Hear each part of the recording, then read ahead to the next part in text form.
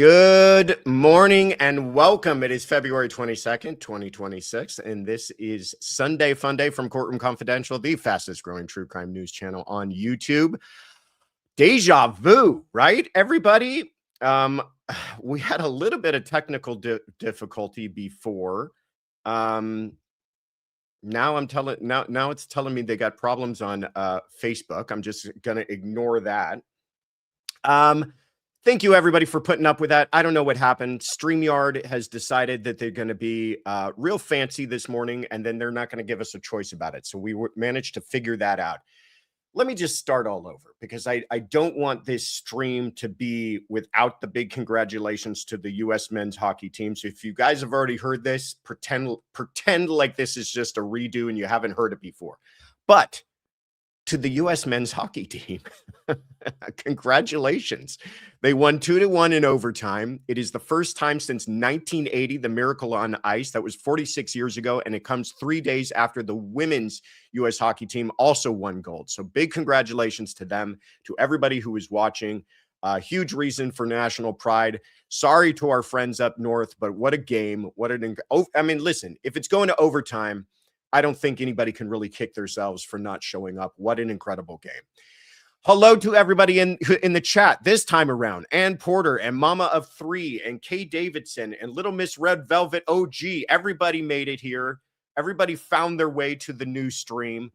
Thank you so much for being here. And thank you for putting up with those technical difficulties, which I can fully say, not my fault. I didn't press any buttons. I just show up, everybody. I hope you know that's how this works. They literally... we're just one step away from them wheeling me in, already sitting in the seat, and then just pressing play, and I start talking. If you are returning, and this is the 50th Sunday Fun Day that you've been a part of, thank you so much for being here. We always love having you here. It's going to be a real good one. If you are here for the first time, I know that we've picked up a lot of new subscribers over the last couple of weeks. Welcome, everybody. This show's a little bit different than when you may have been used to over the last couple of weeks. This is called Sunday Fun Day, where we take your questions live that you've left us throughout the week on voice messages. I will tell you how to do that if you want to participate, and we're going to answer them live on this show. This is Courtroom Confidential. My name is Joshua Ritter. I'm a former prosecutor with the LA District Attorney's Office. I was there for about 10 years, actually more. And then I left to go into private practice as a criminal defense attorney. We started this channel with the idea of presenting to you both sides of the courtroom, both sides of the story, both sides of every issue, and we hope that we do that. So welcome aboard. Welcome to Courtroom Confidential, and welcome to Sunday Fun Day. Stay to the end for any announcements. Is there any new thank yous I should do? Because I feel like everybody who got thanked the first time around needs to get thanked the second time around. So go ahead and throw those up, Tiffany. Court Dog Daniels here. That was very smooth, crew. Thank you. It's almost like if you only watched this one, you had no idea is kerfuffle the right word? The kerfuffle that we had on the previous stream. I will say Kaylin and Tiffany are absolute rock stars because that was full panic mode for the two of them for a hot second, and they handled it incredibly well.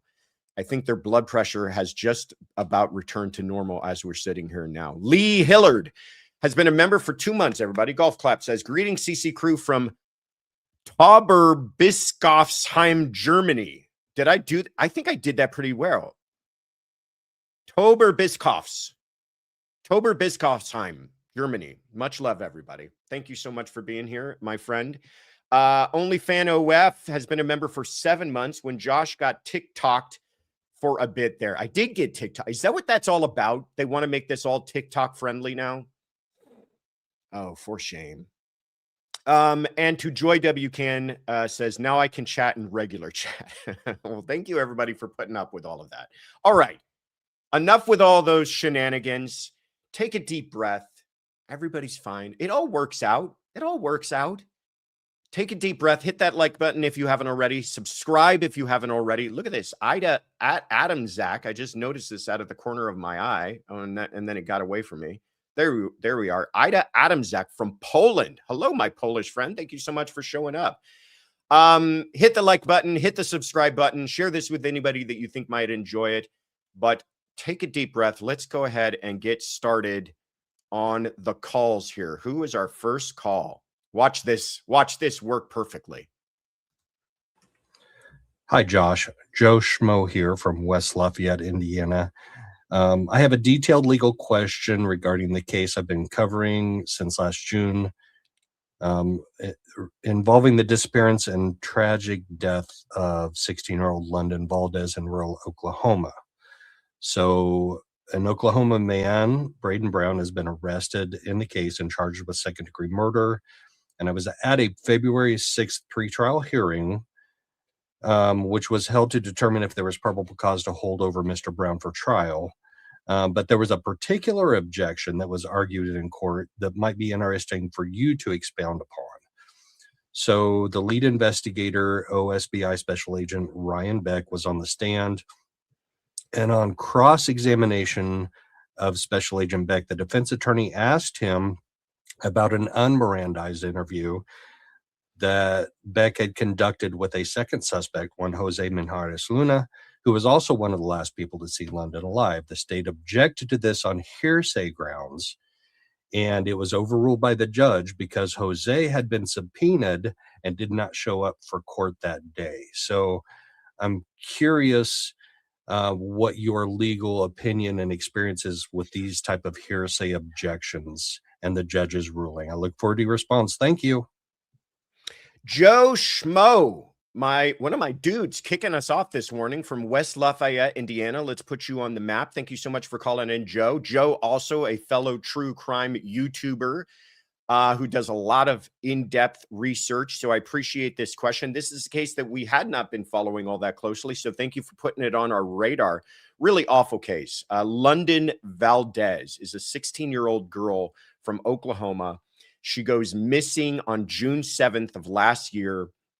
Her body is found a few days later, June 12th, in Beaver County. And you can just imagine the absolute nightmare that is for everybody who loved her and was friends with her. October 30th, a man by the name of Braden Brown, who's only 19 years old himself, is arrested and charged with second-degree murder. Now, the story goes that they both, Braden and London, and if I get some of these details wrong, forgive me, but what I've been reading is that they both get incredibly high and intoxicated on methamphetamine. And then their car gets stuck on a dirt road. Now, I don't know if this is his story or what police have determined, but he abandons her. He leaves her there. He's high. He leaves her stuck on the dirt road. And she ends up dying, according to the medical examiner, from acute methamphetamine toxicity, meaning she basically overdosed, in conjunction with hypothermia, which makes this whole thing that much more tragic when you think perhaps there was a way to save her life had she got medical attention and had he not abandoned her. So he's been charged with second-degree murder. And as Joe Schmo points out, they just had the preliminary hearing, and one of the objections that was made was on hearsay grounds to a potential co-conspirators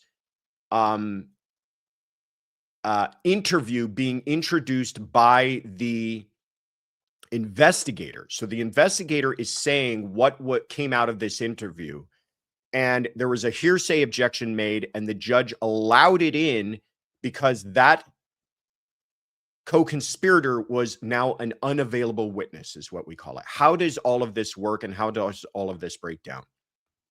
First thing I will say is that some of the rules on evidence and hearsay are not as strict during a probable cause hearing, a preliminary hearing, as they might be at trial. In California, in fact, this is by statute. They have a what's called Prop 115. God, I can't believe I almost forgot that.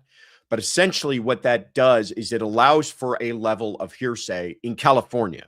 I don't know if the same rules apply in Indiana, but because there's this concept of we need to streamline prelims a little bit. We can't have prelims clogging up the entire system. And sometimes the way to streamline that is to get a little more lax with the evidence rules, especially when it comes to hearsay. So many times they will allow a law enforcement officer to testify to one level of hearsay.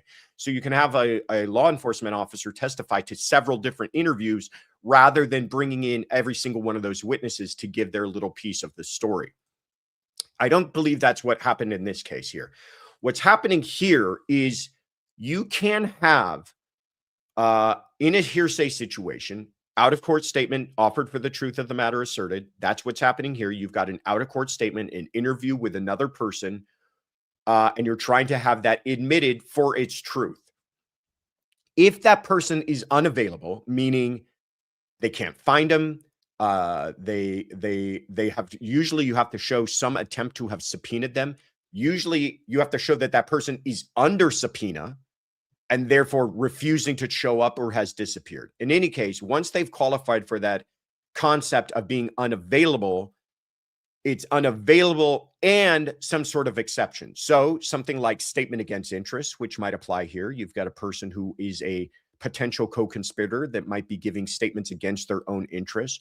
Or if that person was made unavailable by the defendant themselves. I'm not sure if that's what applies here as well, but I think what more than anything was probably happening is the judge decided you've got an unavailable witness and you've got somebody who is giving statements to police that might be against their own interests. Those two kind of exceptions allow for the admission of that evidence. So interesting question, interesting kind of wrinkle in the law. Thank you so much for bringing that up, my friend Joe Schmo, one of my dudes, and thank you for kicking us off this morning. All right. No technical difficulties from here on out. That's what I'm going to say. That is the challenge for all of us this morning. Here we go. Hello, Josh, Tiff, Kaylin, Mods, fellow Courtroom Confidential family. It's Sarah here from Dublin, Ireland again. Thank you for tidying up my complete mess of a question last time I called in relation to the death penalty. I appreciate that. I got very tongue-tied. Very quick question here. I am very confused as regards to these decisions that are made regarding deciding to try children as adults. It seems so arbitrary. I just don't understand it. A child is a child. I guess the case that really bothers me most in regard to this is Carly Gregg. She was a 14-year-old child who murdered her mother and attempted to murder her stepfather.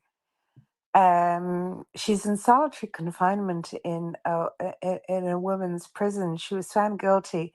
And just the whole, oh God, it makes my stomach turn, regardless of whether, sorry, she did do it. There's no doubt about that. She's guilty. But the arbitrary nature of making decisions, is that the prosecutor, the DA? Can it be challenged in any way? It just seems a bit loose, for want of a better term. Anyway, I'd like to hear your thoughts on that one. Love to everyone across the pond. It's pouring rain here in Ireland. That doesn't change. And I look forward to Sarah from Dublin, Ireland. Well, I hope the rain cleared up. If not, I hope you're staying cozy and I hope you're here this morning. If you are, please say hello. Let's put you on the map. Great question too. Kind of a high concept question and something that certainly continues to be debated. I will say in my experience, which is really all I have to go off of on this topic, is that the decision whether or not to charge a minor as an adult is very heavily considered. It is not arbitrary at all. It may appear that way from the outside, but let me give you some ideas of the inner workings. First of all, you referenced the case of Carly Gregg. Perfect example. Awful, awful case. She was how many years old? 15 something, 14 years old, I think at the time. I'll make sure to get the correct information on that. And she committed a really heinous and premeditated crime. That's, I think, part of it. 14 years old. Yeah. So very young, very young. Fully, you can make all the arguments about, did she have a fully formed brain? Did she understand the consequences of her actions? All of those arguments, I think, are absolutely well received. But she murdered her mother, Ashley Smiley, in a completely premeditated fashion. If you've seen the videotape, she lures her home, she hides the weapon, she murders her in cold blood, then hopes to lure her stepfather home to murder him. He actually gets away from the whole thing. It's just we followed this case fairly closely. Just horrific crime. So what do you do? What do you do in that situation? This is what I love about this question too, is it highlights how difficult the job of a prosecutor can do sometimes. Because this file landed on somebody's desk and somebody had to make the call. What do we do about this? You've got a 14-year-old child. Do we treat them as an adult, put them in prison for the rest of their life for this thing? Or do we give them another chance? Do we feel that they are amenable to rehabilitation? All of these questions heavily considered. And I will tell you, the process that takes place in Los Angeles County, I worked in everybody who goes through the LADA's office as a prosecutor spends at least a year in juvenile, dealing with people who are minors who commit, by the way, every horrific crime you can imagine an adult committing, minors are committing as well. Minors as young as 14 years old. Every horrific crime. It is mind-blowing. A lot of very troubled young people out there. So what they do is they consider a number of factors, and there is no magic formula, and there is no adding up on ones of zeros, and you get to if you arrive at a certain number, then you're going to charge them with as an adult or not. But they first consider things like the severity of the crime. They consider the age of the offender. They consider whether or not the offender has a prior criminal history. Sometimes you get 14-year-olds who've got a rap sheet that would shock you. And they consider their mental state and maturity beyond just their age. There's vastly different maturity levels between 14-year-olds, right? Just saying 14 is not the end of the story. There's vastly different maturity levels between 17-year-olds. Some 17-year-olds are full-fledged adults, know exactly what they're doing and hardened criminals, and some 17-year-olds are still very much children. And then the biggest question of all is really this question of amenability to rehabilitation. In the juvenile system, it is much more about trying to save these young people, trying to put them back on a right path if that is possible. Because once they get into the adult system, it's just criminals. It's just treating people like criminals, putting them in prison for as long as is appropriate. So what do you do in this type of situation? Is this a person whose life can be saved, or is their crimes beyond rehabilitation, and do they really need to just be removed from society? No easy answer to any of that. So I appreciate you, Sarah, for bringing this up, because I will tell you, if it makes you feel better, in my experience, I've never seen it treated arbitrarily. I've never seen it without an incredible amount of consideration for everything, for the crime committed, for the victims' families, and for the young person who's accused, far more than they would get in adult court. And then sometimes that decision is made and they are tried as an adult, and that's just kind of the end of the story. So this one was a great example. Thank you so much, Sarah from Dublin, across the pond. Eroy, thank you so much for supporting the mods with coffees. Appreciate you. Eroy, again, if you're having trouble with the chat, click out and come back in. It's a known YouTube bug. There you go. That's what we had to do, ladies. Just hit refresh. Did we try that? Did we just click out and click back in? We should have done that. Shy Gal says, gifted one courtroom confidential membership. Thank you so much, Shy Gal. Appreciate you. And appreciate everybody for kind of putting up with the difficulties this morning and sticking with us. All right, let's get to our next question here. Now the pressure's on me. Hey, Josh, it's Farm Girl from Ohio. Hey, I know it's been a while since I called in, but most of the time I think my questions are just dumb. Anyway, my question is about the Aaron Spencer case. And since they have a new judge, how does it work with the like decisions that the previous judge has made? Does the new judge get to go back and review them and make changes? Or are they set in stone? Or does the defense and prosecution have to refile everything? Just how does that all work? So thanks for all you do. Love the channel. Love the mods and Tiffany and Kaylin and everybody. So thanks so much. Bye-bye. Farm Girl from Ohio, good to hear from you. It's always so funny to me whenever somebody prefaces their question with, I think this is a silly question. It always ends up being a very profound and good question. And this is one of them. So thank you so much for calling in. Love to hear from you. There's my boy, Aaron Spencer, with his turkeys. So recent developments in his case, it was about to head to trial, and then the Ohio Supreme Court got involved. No, pardon me. Arkansas Supreme Court got involved and said, no, we're not dealing with this judge. We're not dealing with her tomfoolery. We're removing the judge. We're allowing the media to come inside the courtroom. Thank you for that. Because this case needs to be seen. We need to see exactly what the prosecution has here and what they're claiming was done for why they are putting this man through this. Because I will tell you, as I sit where I sit, this seems like a miscarriage of justice. So I am going to allow the system, the greatest criminal justice system on earth, to prove itself here and show us what exactly it is they feel that this man did and why they're charging him with second-degree murder for saving his own child's life. Mind-blowing to me. I got 3 little ones at home. You better believe. Also, I'm armed. You better believe I'm going to use that if I need to defend them from a predator like this man. Anyhow, new judge. So now what happens? Great question. What do we do with all those old rulings? Does this judge get a go around? Do they refile all these motions? Do they reconsider everything?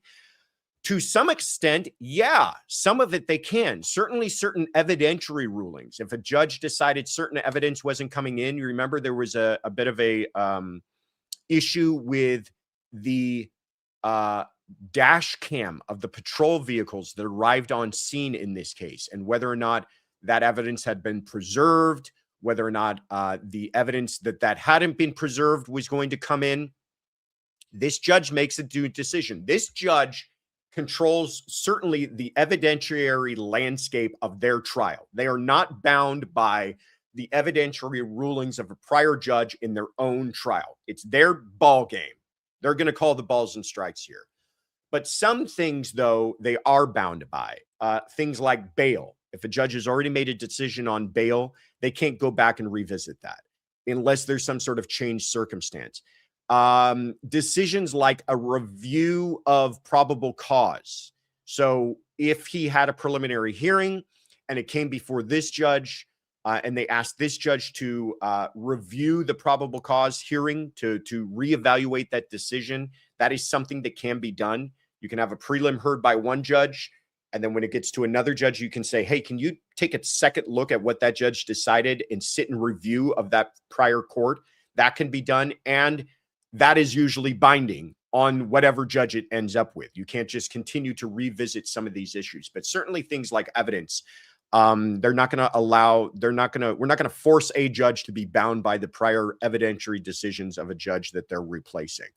And by the way, in a lot of court systems, it's not all that uncommon for it to go through several judges. In LA County, a case before it heads to trial might see several different judges. You might see a judge pre-prelim, then a different judge for the prelim, then a different judge after the prelim, and then a different judge for the trial. So yes, sometimes those judges are making different decisions and changing decisions of prior judges. And that's why you usually don't get all these in limine motions until the very final judge. It's like the final boss that you fight. All right. Great question, Farm Girl. It's so great to hear from you. Let's keep it rolling here, everybody.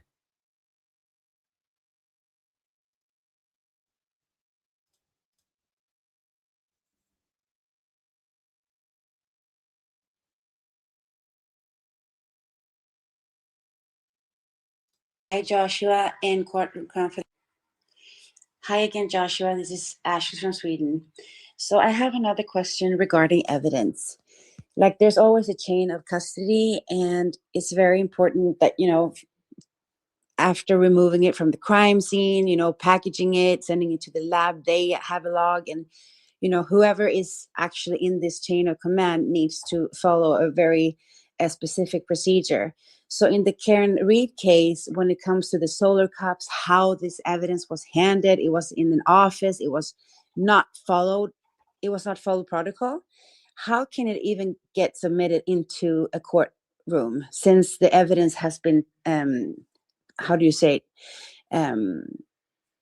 You know, when you ruin the evidence, basically, contaminated it, it hasn't been taken care of properly, it has been moved around, not stamped, not logged anywhere. Like, how can that even get submitted? And for a jury to actually base their verdict on evidence that is not even proven to be accurate.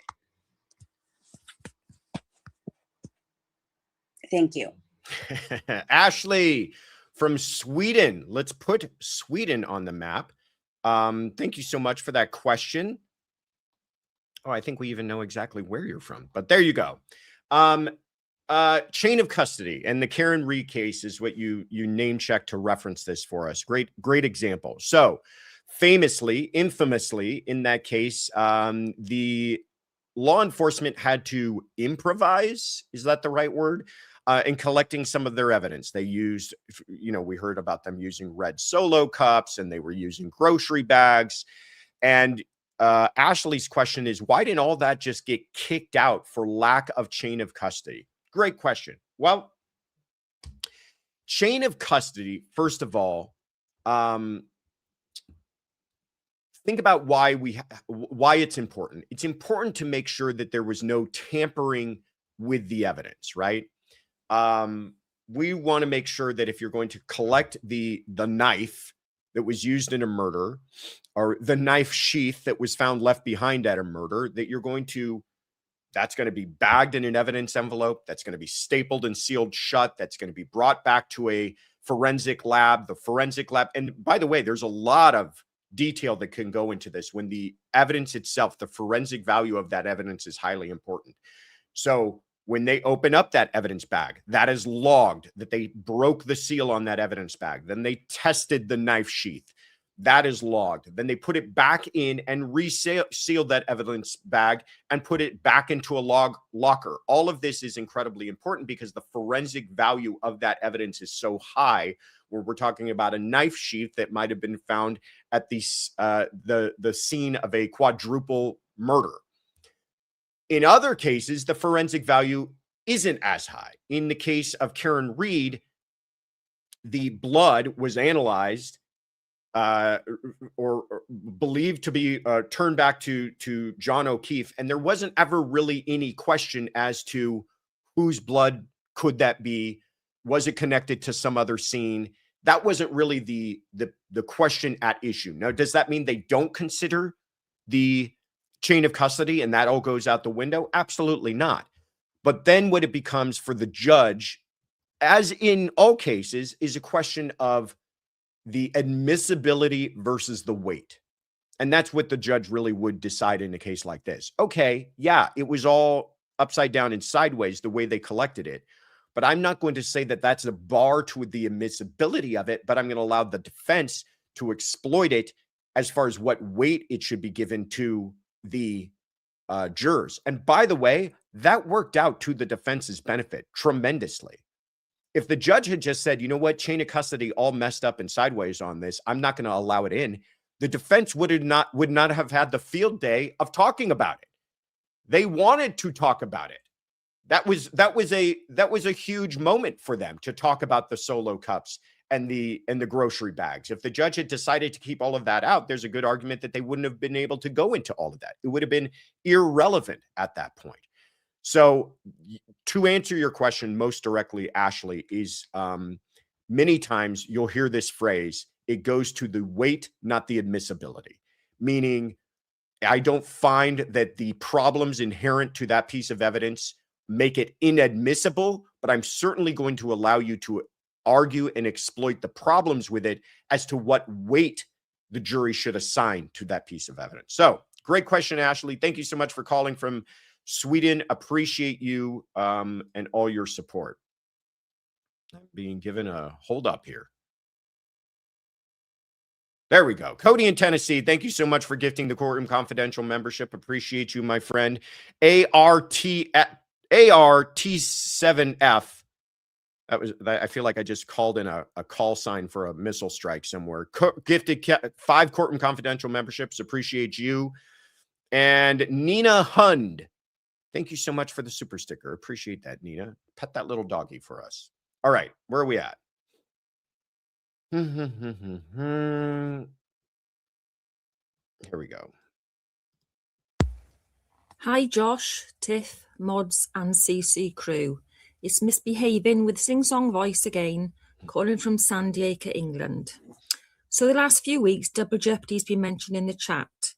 Well, in the UK in 2005, changes to the law were made that granted a second trial for the most serious offences such as murder. In 2017, the case of Crown versus Robert Rhodes, he was acquitted of unaliving his wife. His defence was that she attacked him and their child with a knife, and he had to cut her throat in defence. And fast forward a few years, the child, who at the time of the incident was under 10, had been going to therapy, and she revealed during her therapy sessions that the father had actually tried to make her injure him with a knife, and when she couldn't, he self-harmed himself and also cut the child's arm. He was then retried and found guilty in December 2025 due to the new compelling evidence brought forward by the child.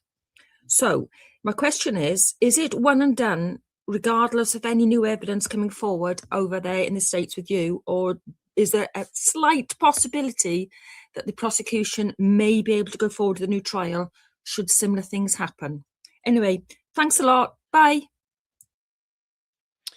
Great question. Misbehaving from San Diego, England. Thank you so much for calling in. Great question. And this is really interesting. This is a big difference between American and UK criminal jurisprudence that I actually think there should be more of a conversation on this. But to answer your question most directly, is it one and done? Yes. If Jeopardy has attached, meaning a jury was sworn in, you had your trial, there was no mistrial, and you got acquitted, that is it. You could even go write a book about it. You could maybe entitle that book, If I Did It, and talk about how the murders perhaps took place in a loosely veiled hypothetical about the crime, and nobody can do anything about it. The UK said, wait a minute, this doesn't sound right to us. There are certain circumstances where maybe we would want to revisit that. And so they passed a law in 2003 called the Criminal Justice Act. And this is what it requires. One, it has to be a serious offense. So we're not doing this for misdemeanors and low-level felonies. Things like murder, certainly, things of great consequence. Two, there has to be new, not just revisited, but new and compelling evidence. Big, lot of wiggle room in that phrase there. New and compelling evidence. And lastly, it has to be in the public interest, meaning is this in pursuit of justice and fairness and a fair trial? So Misbehaving references this case, which is, I think, a perfect example of that. This man right here is named Robert Rhodes. He murdered his wife, Dawn Rhodes, on June 2nd of 2016 in Surrey, England. He cut her throat.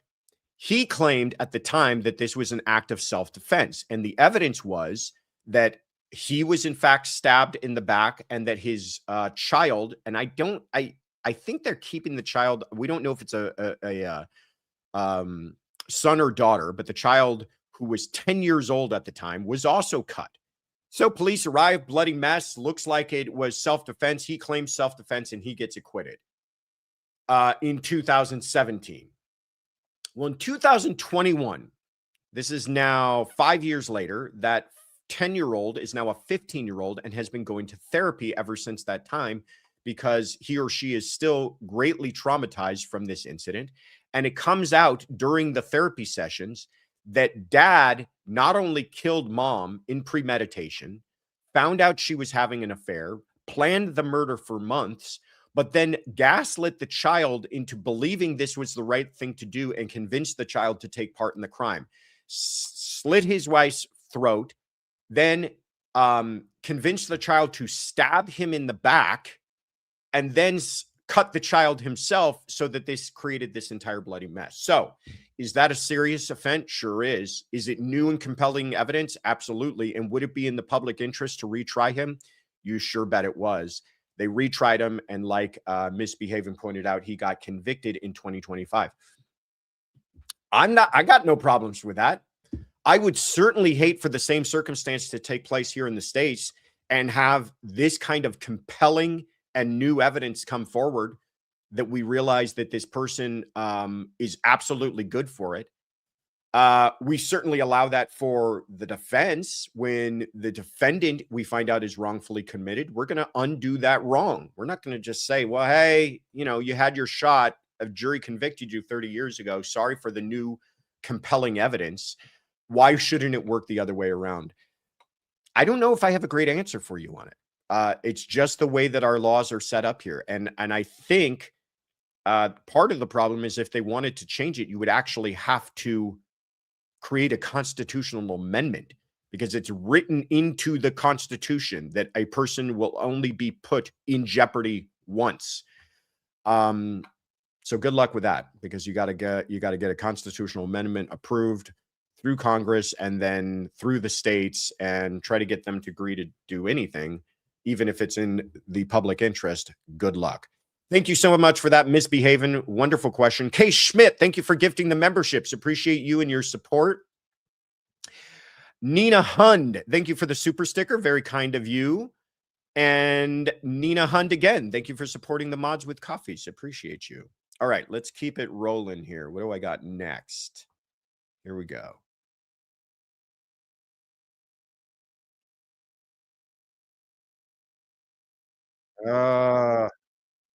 Today is cursed. Tiff, Mods, and Hi, everyone. This is Sophia Chowdhury. Congratulations, Josh, on saying my last name correctly. I'm sorry, I didn't mean to make it that difficult. I do have a question, though, regarding the Nancy Guthrie case.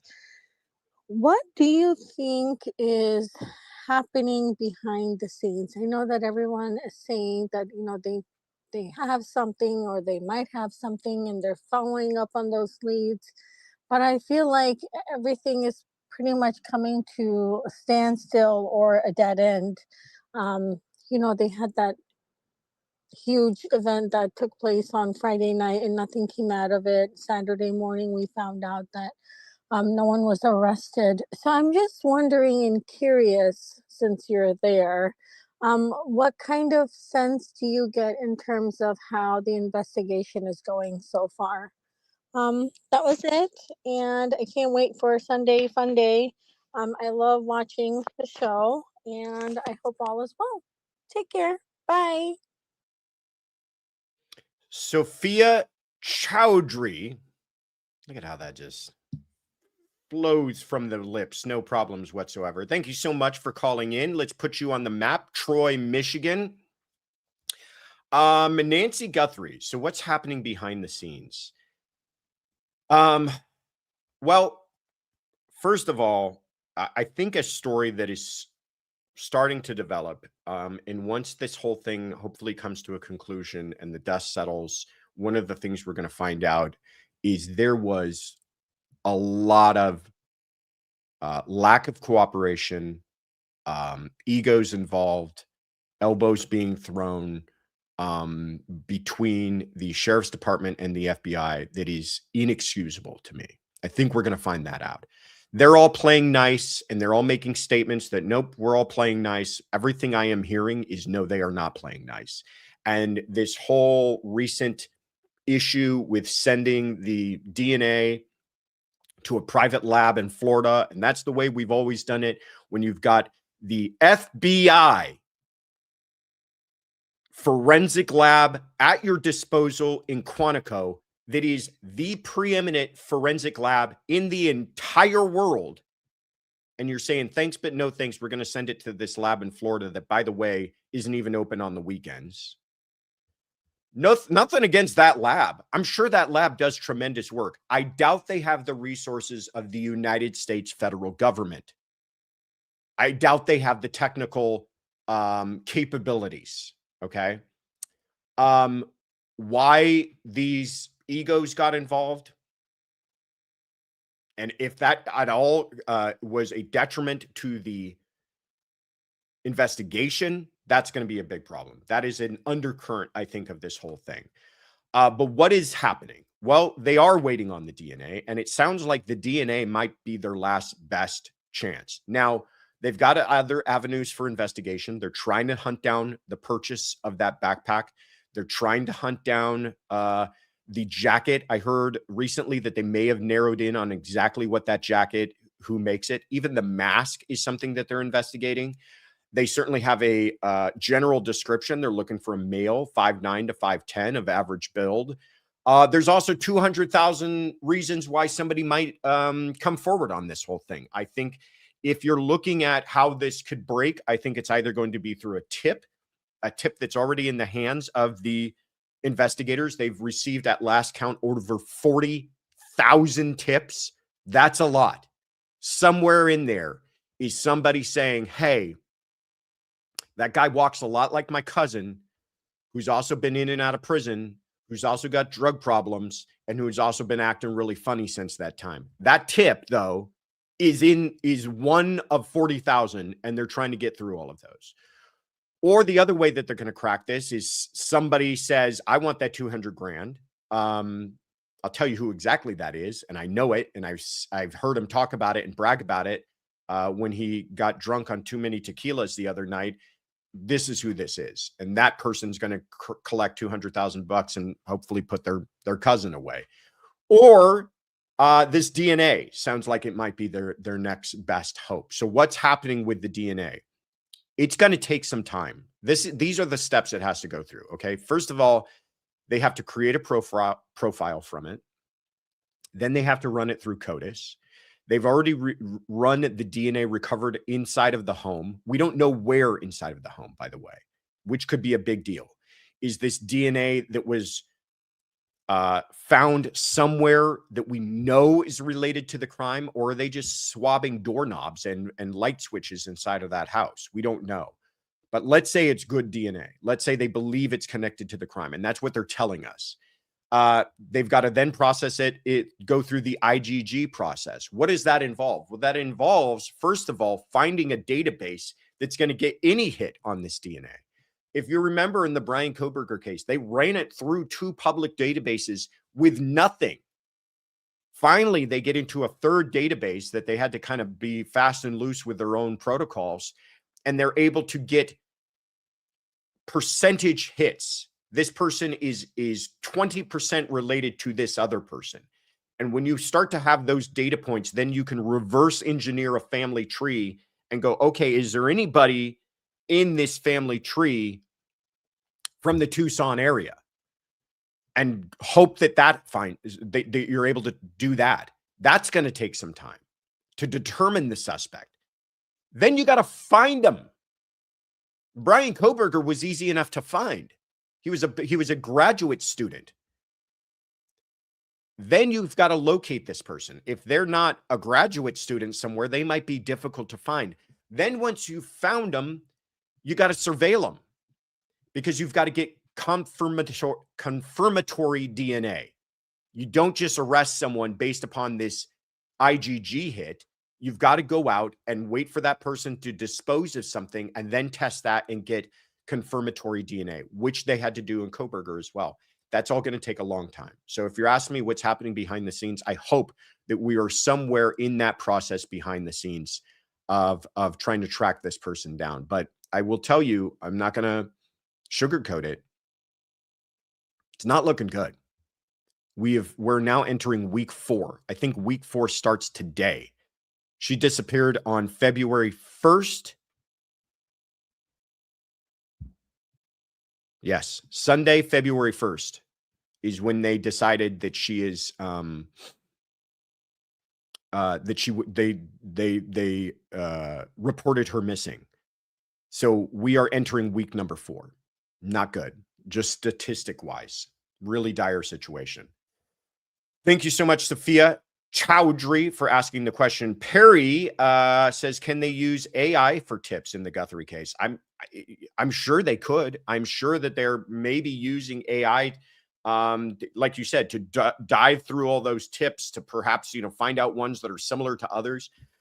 I don't know enough about AI. I feel like it can kind of do anything, but I'm sure they're using it if they're able to. Again, the FBI, with nearly unlimited resources, is involved in this thing. 400 agents were assigned to this last we heard, between agents and local law enforcement. Simone says, similarly, how can we exonerate Minnie's public interest?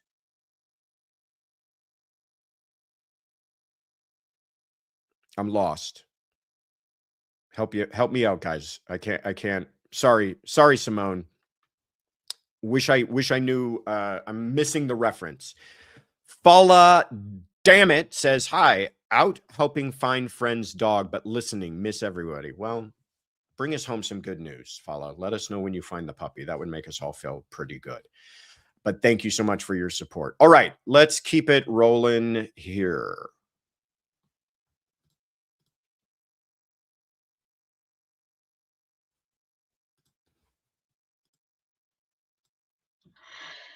Hey Josh, Tiff, Caitlin, CC crew. It's Chantel from Newcastle, Australia. This time with no kids. Yay! No, I love my kids, but just some silence is great this time around so I can think. Okay, evidence. I was watching my second favorite YouTube channel with Derrick Bonham, and by the way, Courtroom Confidential #1, and he was talking about evidence and how they are currently still they're collecting evidence now where technology hasn't even caught up to use that evidence.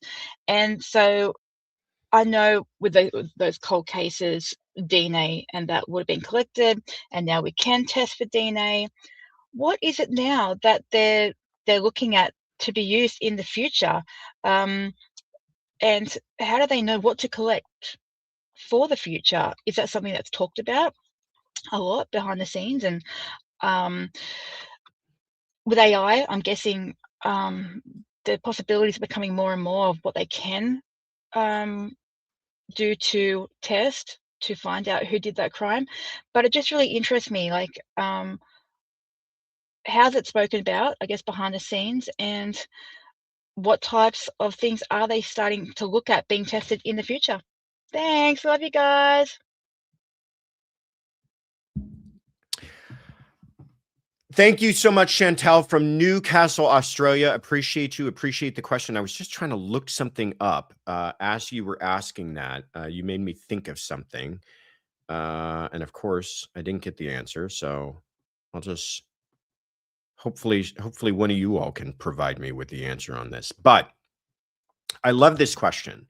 First of all, love that you're calling in from Australia. Secondly, I'm a big fan of Derrick Bonham as well, but hey, I'll take #1. That's not too bad. And it's a great question about, with the advancements of technology, what stuff do we think we will have in the future that we don't have now that will help us to solve crimes? It's amazing to me that at one point in time, people had no idea what DNA was. All the criminals had to worry about were their fingerprints, right? Maybe blood typing was being used. Oh, we're looking for a suspect with type O blood. And we've collected a partial print that we can't match to anything. Can you imagine that? That's what they were dealing with, and solving crimes, by the way. Now you touch something. Now you touch something that touches something, and they can pull DNA from that and pull an entire profile and match you if you're already in the system. And if they can't match you in the system, they can even just get a general description of you. Hair color, eye color, ethnic background. Incredible that they can do that with DNA. Stuff that we never could have imagined. It wasn't even all that long ago. I mean, when the OJ case was being prosecuted, DNA was still kind of a new thing. They were still trying to figure out how to present that evidence to people. They didn't really quite understand it. And now here we are, what, 30 years out from that, a short 30 years, and we're into this point where they can pull DNA. In the Huerman case, what I was trying to figure out is they had used, in fact, a new type of advanced DNA that they didn't have even a few years ago. What is it? What is it called, guys? This type of DNA testing that they did in the Huerman case, that they were able to take, I think it was hairs, like non-rooted hairs, and they're even able to use that to figure, to match it to Huerman. Everybody's texting me. Put it in the chat.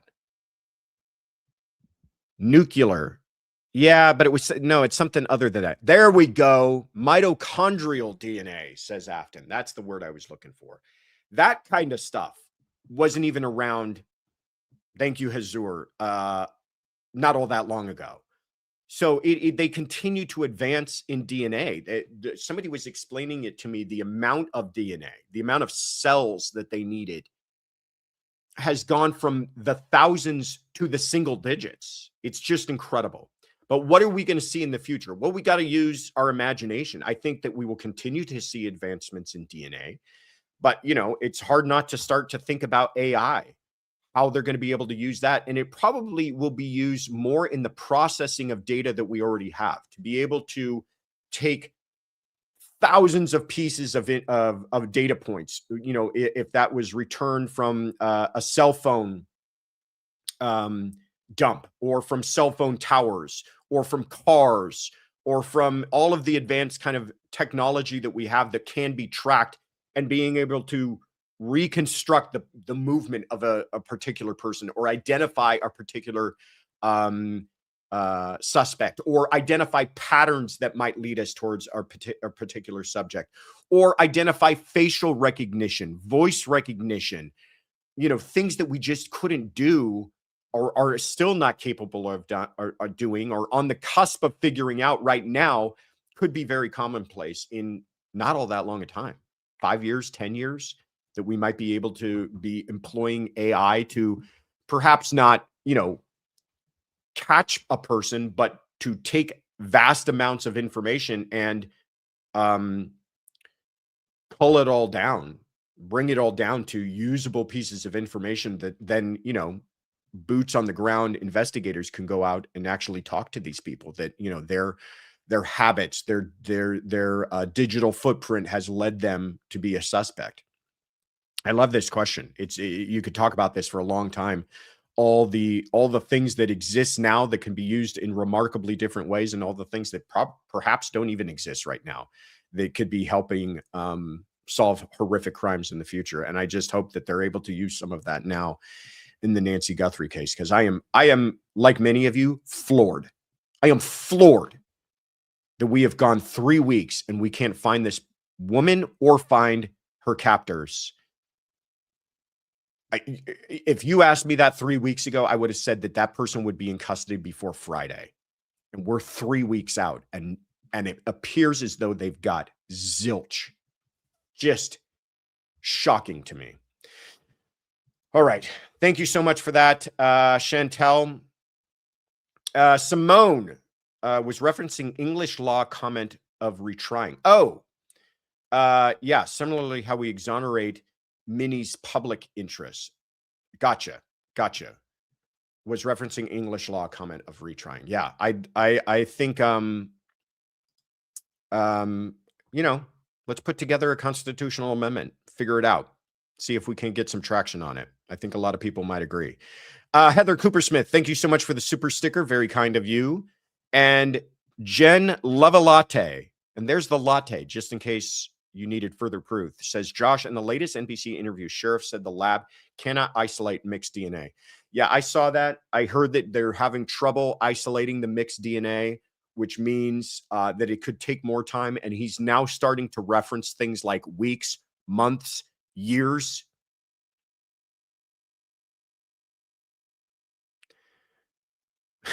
Somebody needs to take this thing over, because it is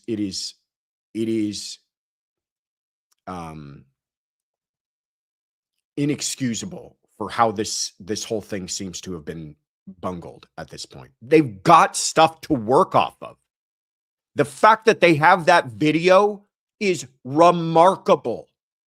That was resurrected from the grave of data information, and they were able to find that. And still, this guy's telling us we got bupkis and now we got problems with mixed DNA. Wowie. Wowie, wowie. Derek Sherman, thank you so much for the super chat, says, Josh, Brian Enton reported last night that there is a delay from the Florida lab from having challenges with the DNA from Nancy's house being mixed. Another reason all the DNA should have gone to Quantico. Yeah, that's what I was just saying. Just unreal is right. Oh, one other update. The community has taken it upon themselves to get involved. And they are conducting their own kind of grid search, which I understand was something that Mike Ruiz, my good friend, was reporting this morning, that they're going out and just going through that desert. I will tell you, having been there, it is one of those cities where the city meets the desert. I mean, you go to an intersection, and on one side of the street is strip malls and businesses, and on the other side is absolute desert. And you're getting just the smallest idea just looking at that. It is terrain that easily someone could be hidden out there, someone could be hiding out, a person could hide whatever they want out in that wilderness, and it might not be found for a very long time. So good on the people, because what do we got at this point? Wouldn't it be remarkable if somebody finds something? Probably more black gloves, because apparently that's all that there is in that desert is nothing but tumbleweeds and black gloves. But let's hope they find something. All right, let's keep it rolling here while I catch my breath. Hi, Josh and Courtroom Confidential team, mods, and crew. This is Erica from Hattiesburg, Mississippi. I have been following updates regarding the plaintiff's attorney in the Cardi B most recent case, and how contempt charges were filed against him for some pretty, in my opinion, unexcusable action. And the court had ruled that, unfortunately, since they didn't warn him he would be held in contempt of court, they couldn't hold him in contempt. They could only sanction him. And they did sanction him, I guess, high enough to be reported to the bar. But why is it the court's responsibility to warn a lawyer? Shouldn't a lawyer know, in order to be a lawyer, what would and wouldn't get them held in contempt of court? He's just managed, this isn't the first time he's gotten in trouble, but it feels like he manages to constantly find ways to manipulate the system and get out of it. And so I was just trying to better understand why it wouldn't be held on the lawyers to know these things, or is it just a precaution to make sure everything's covered? Thanks so much. Bye. Erica from Hattiesburg, Mississippi. Thank you so much for calling in. Always appreciate hearing from you. Yeah, the Cardi B case. The lawyer's name is Ron A. Rosenjanvaza. Really came hard at Cardi B. And I thought, I got to say, Cardi B handled this incredibly well.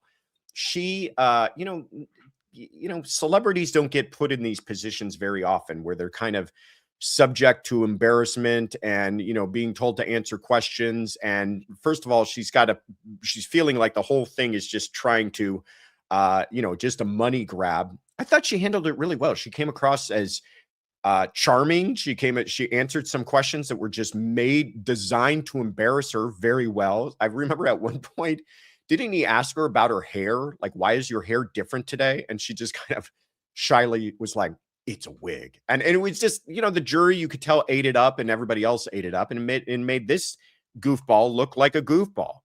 But at one point, he did ask the question, do you have any affiliation at this time with a gang? The judge had previously ruled that was not going to come in. We're not going to get into that. There's no basis for it. We're not going to allow you to just kind of muddy the waters with this question. Well, he asked it anyways, and the judge found him fined him for that. He fined him $1,500, and he has to self-report to the state bar, which, by the way, is not a small thing. The last thing you want to start doing is have to reporting yourself to the state bar. And somebody's going to follow up on that, just in case you're curious. But Erica's question is, why do they need to be warned? Why wasn't he found in contempt? Well, Erica, even dirty lawyers are given due process. So even they have the opportunity to say, well, listen, I wasn't told that I would be found in contempt, and you didn't give me any kind of a warning. But here's the thing: contempt, being fined, it's all kind of the same waters. Contempt, no judge was going to lock them up in jail for this. $1,500, by the way, may sound small. It's pretty large for a fine from a judge for something like this. I've seen judges, the most I think I've ever seen is like $200. And then we all talked about that in the hallway for quite a bit. So $1,500, and he's got to report himself to the state bar, not just a slap on the wrist. And then more than that, he just kind of came off looking like a jackass, which, not a great look. And it came off looking like a cheap money grab. So reputationally, he's not doing all that great. Thank you so much, Erica, for the question from Hattiesburg, Mississippi. All right. Who do we got next here?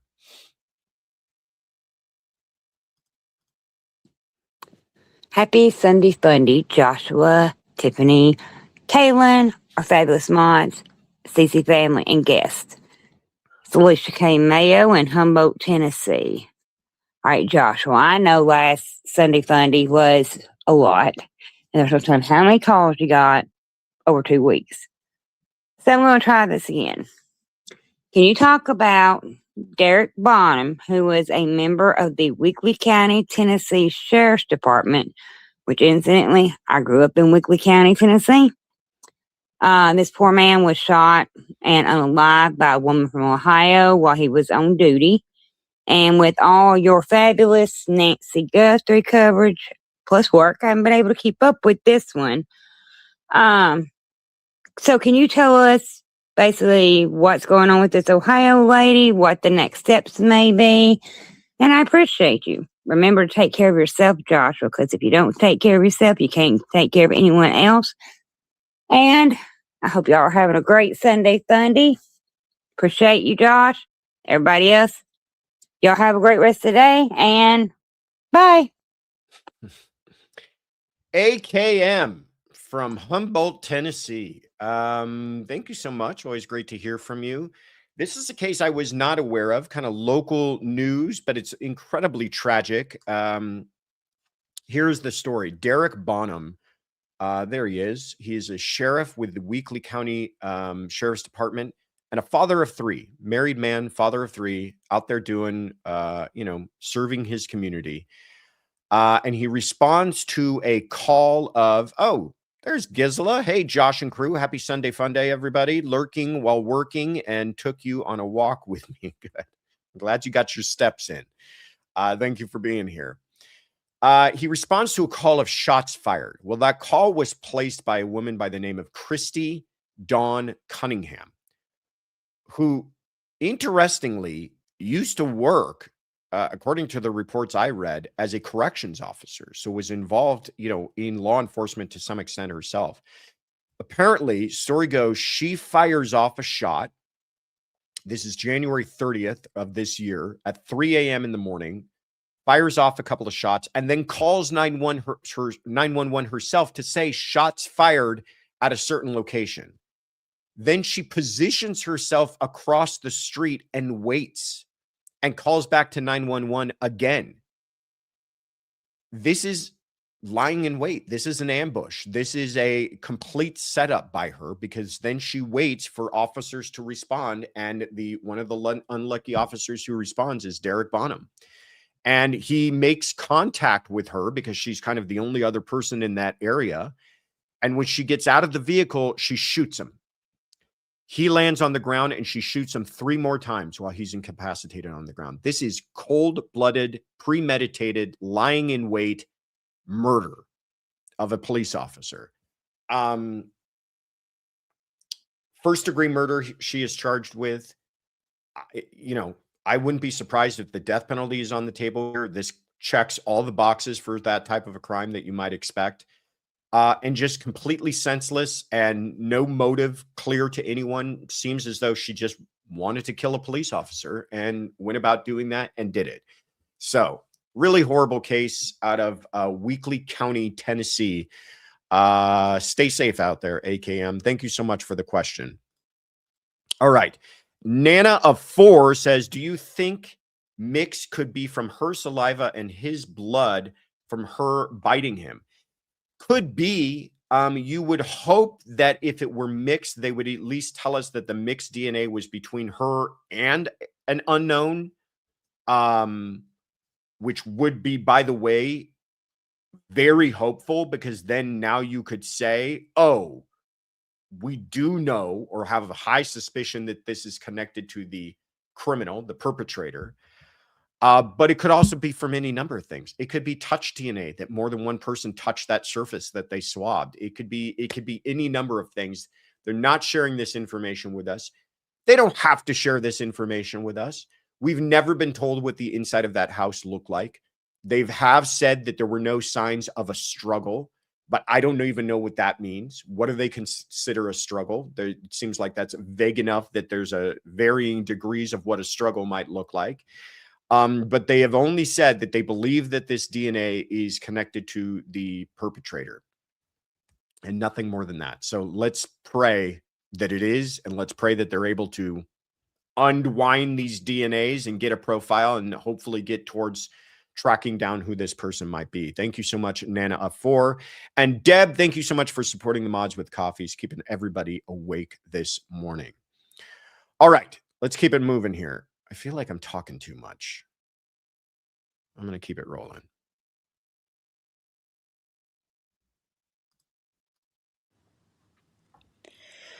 Hi, Josh. Hi, Mods. Hi, Tiff. Hi, Caitlin. Hi, CC crew. It's Little Miss Red Velvet from Manchester.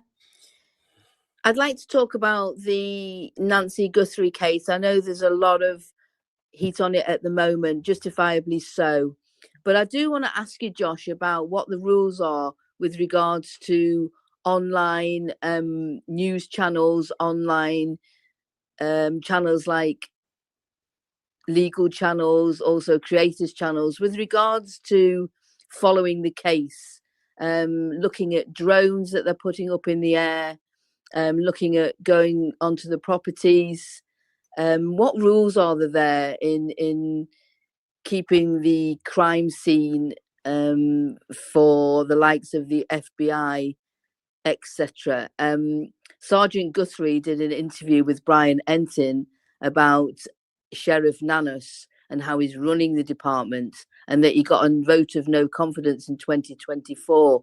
Could you explain a little bit about how sheriffs are voted into office and how that they're political rather than law enforcement? Just for me, coming from the UK.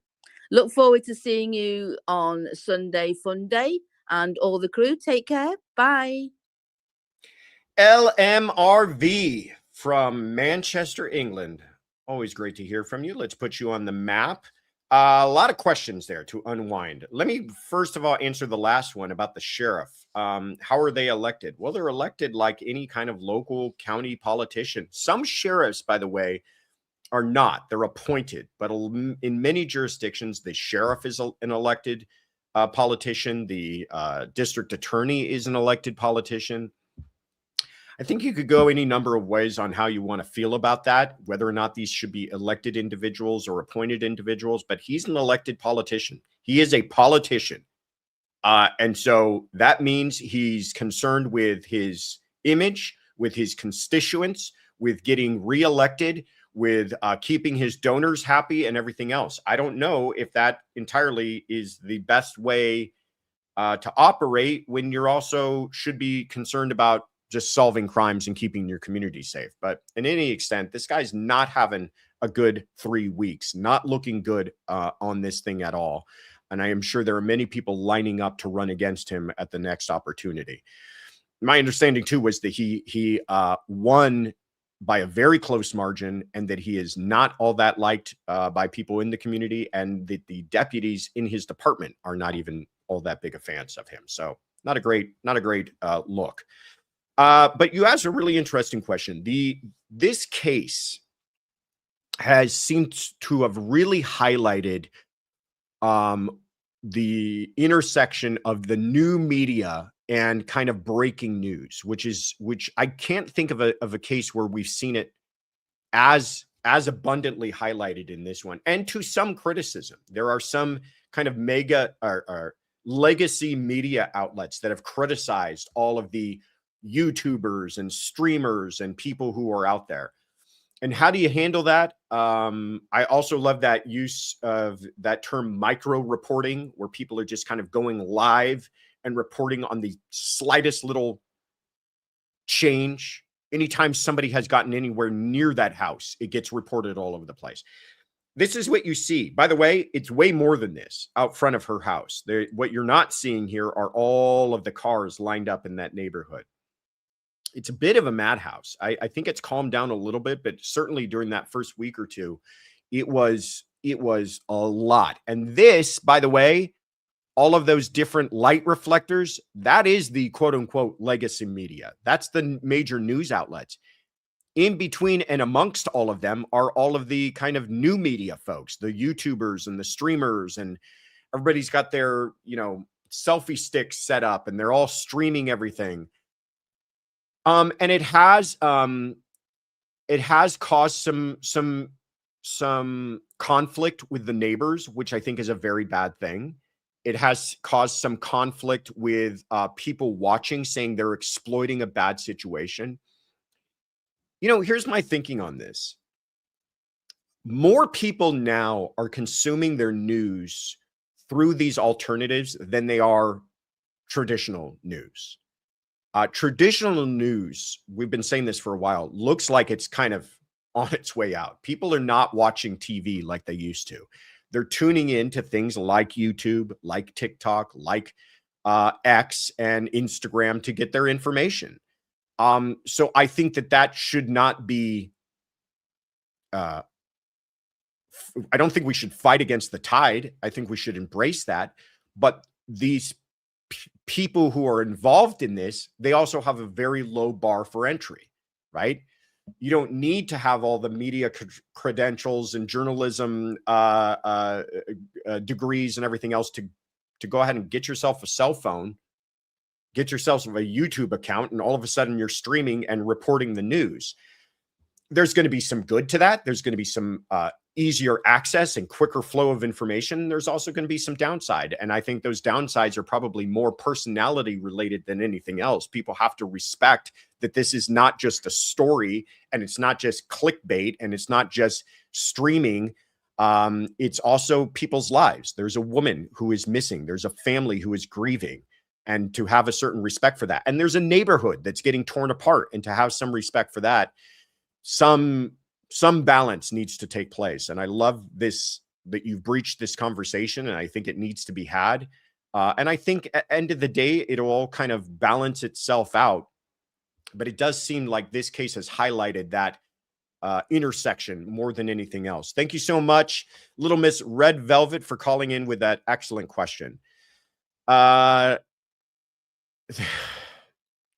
Pima County Sheriff's Office tweeted today that the sheriff will have zero media availability this coming week. Yeah, this guy is pretty incredible, because first he starts out with all of these news press conferences, says a bunch of stuff, has to walk a bunch of stuff back, missteps, misquotes, not using his words with specificity, and then he just turns it off.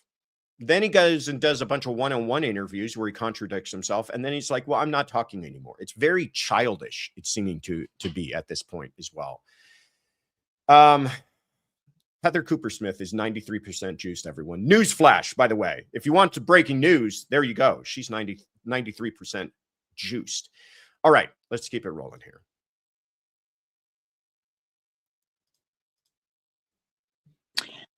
Hey, Josh, Tiff, Kaylin.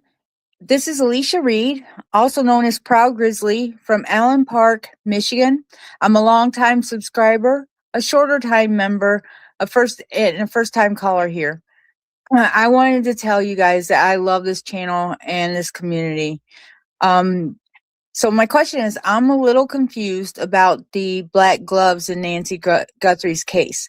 Apologies if this was already asked and answered. The night vision lighting from the Nest camera inverts everything's colors, such as the backpack looks gray, but it's actually black. Why aren't the gloves treated the same? They look black and are stated as being black. Sorry if this is a silly question. Thank you so much, Ritter family, including you, Kaylin, for being you. You're the best. Alicia, Proud Grizzly from Allen Park, Michigan. Thank you so much for calling in. First time caller, everybody. Thank you. I appreciate you doing that. I think this is an excellent question. I think it's a great question that I haven't heard a lot of people talk about. In fact, I haven't heard them really revisit this since the very beginning. None of this is true colors, right? That jacket looks to be gray. It could be blue. It could be yellow. We don't know because we're getting this night vision infrared. I believe that's what they're using. But it's some sort of night vision technology. So we don't know the true colors. I mean, you can even see the changing color depending on how the light, or it's not even light. So to be clear, when this person shows up and notices the camera, that's not because a light turned on. That's because somehow, I know some of these devices, I make, like an audible clicking sound that it's turned on, perhaps a little LED light, but it's not like a floodlight fills that area. So this, what appears to be light hitting this person is not in fact light. It's likely some sort of infrared night vision technology illuminating this person. And that's what we're seeing, which that means that the colors are not true colors. So why are we calling these black gloves? Great question. I hope someone in law enforcement has considered that exact thing. And I know that some I've seen online, some have tried to go back and add true color to this to hopefully get a better representation. But there are many greater minds than my own working on this. And I hope that is something that they've taken into consideration as well. I also don't know how they are saying, like, for instance, they found that one black glove about 2 miles away, why they felt that glove amongst the 16 or 17 that they recovered, why that one matched this. Never made that entirely clear to us. Is there something about the make of that glove, the way that it is, maybe the way it behaves under infrared? I don't know, that they feel that one in particular was something that they were concerned with, but then it came back to have no connection to the house, no connection to CODIS. So who knows? But yeah, all of this stuff, I hope that there are better folks than myself working on this, trying to determine all this. And I hope that there are people going through this whole thing frame by frame. I don't know if you guys heard recently, somebody said that it looks like he's wearing a ring, some sort of squared off ring on his pinky there.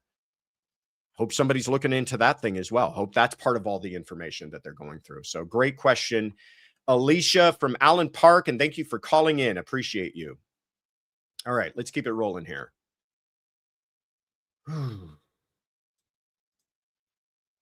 Good morning, Joshua. Ain't no hollaback girl here. I'd like to talk about the Nancy Guthrie case. Regarding the gun shop owners, are they not protected by the Fourth Amendment? And if they are, why then would the FBI not secure a search warrant before questioning them? I would think that any discussion about their customer list would just be voluntary. They wouldn't be legally required to engage. Also, advanced search and rescue. They do have a thermal drone. It operates on heat-seeking sensors and can work in conjunction with a signal sniffer. And I'm just wondering why they wouldn't be actively using that, given the fact that they work really well in total darkness and dense foliage. They have low, slow, and long range capability and less distress to the wildlife and less noise as opposed to a helicopter for the residents. And my belief is that this perpetrator is dressed in layers and survival backpack and that mask for travel in the desert. And I think across the street, that camouflage desert is a great place to hide and or hide a body. That's just my take.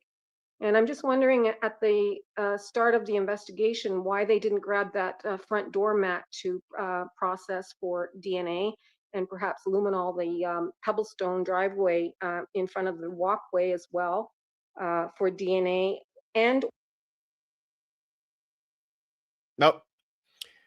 ANHBG from the Kawartha Lakes area of Ontario, Canada. Thank you so much for calling in. Always great to hear from you. And these are great questions. These are excellent questions.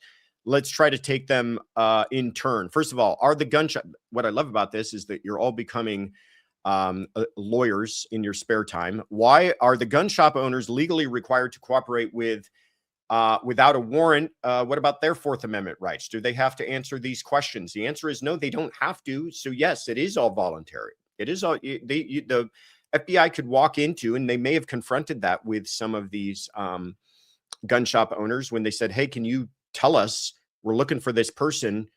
Have you sold a gun to anybody matching this description? Have you sold a gun to anybody matching this name? Apparently they had a couple dozen names and photographs they were working out of. They could have said, no, not without a warrant. I can't. And the problem with that is that they are operating a gun shop, which requires them to have federal licensing. I doubt they want to entirely push back on the feds asking to try to hunt down a person who has kidnapped someone, but they could. And I think the FBI could immediately turn around with a warrant that same day and get it. So it was probably in their interest to cooperate. But yes, most of this was all consensual stuff. They're just trying to help out, and good on them. Doesn't look like that's turned up much of anything, but good on them that they're doing that. Infrared on the helicopters. Great idea. Great idea. They already had that signal sniffer. I think it had a better name, and I forget what it was. It was like the blue something or other. It had some more clever name, but they've been using that technology. It seems like infrared technology is easier accessible. I hope that they've done that. I'm sure that somebody thought of that. Maybe I'm giving them too much credit. But you would expect that in a search and rescue type operation, that is something that they would be using as well. And then why didn't they process the doormat? Well, we know that they did collect the blood, but why didn't they just recover that doormat so that they could go back and do a better job of it? Did they use luminol? We're not being told. Did they use luminol on the pebble stones outside and try to see where that trail led to? No information has been shared on that. This is kind of crime solving 101. This is not high level stuff. These questions you're asking, they're great questions, but this is not, this is kind of the bare minimum of what you would hope they would be doing in processing a scene. Again, I don't want to sound like a broken record, but it sounds like there were some missteps to begin with. They released that scene very early on. People were able to walk up and take this photograph within a day or so of her going missing. And you got to wonder, did that somehow infect the integrity of the scene? Why wasn't it? Why did they feel that they got enough that they did within the first few hours that they didn't just kind of close it down for further testing? I hope that they've done some of that. I hope that these are questions that have already been considered by someone in law enforcement. When you've got 400 people working on it, you would hope one of those folks would probably be asking those same questions. And if they have, they haven't told us. All that we're hearing right now is that they don't have much. Southern CJB, thank you so much, says, we all have so many questions about Nancy Guthrie, a whole mess that this has been, hoping for answers and justice sooner than later. I completely agree with you. A lot can be forgiven if they're able to find her captors. Sub Sue, thank you so much, has been a member for 12 months. Happy birthday. You're the only channel I am a member to. Wow. That's incredibly touching. Well, thank you for your support. And Heather Cooper Smith, thank you for the super sticker. Appreciate you. All right. Where are we on to next here?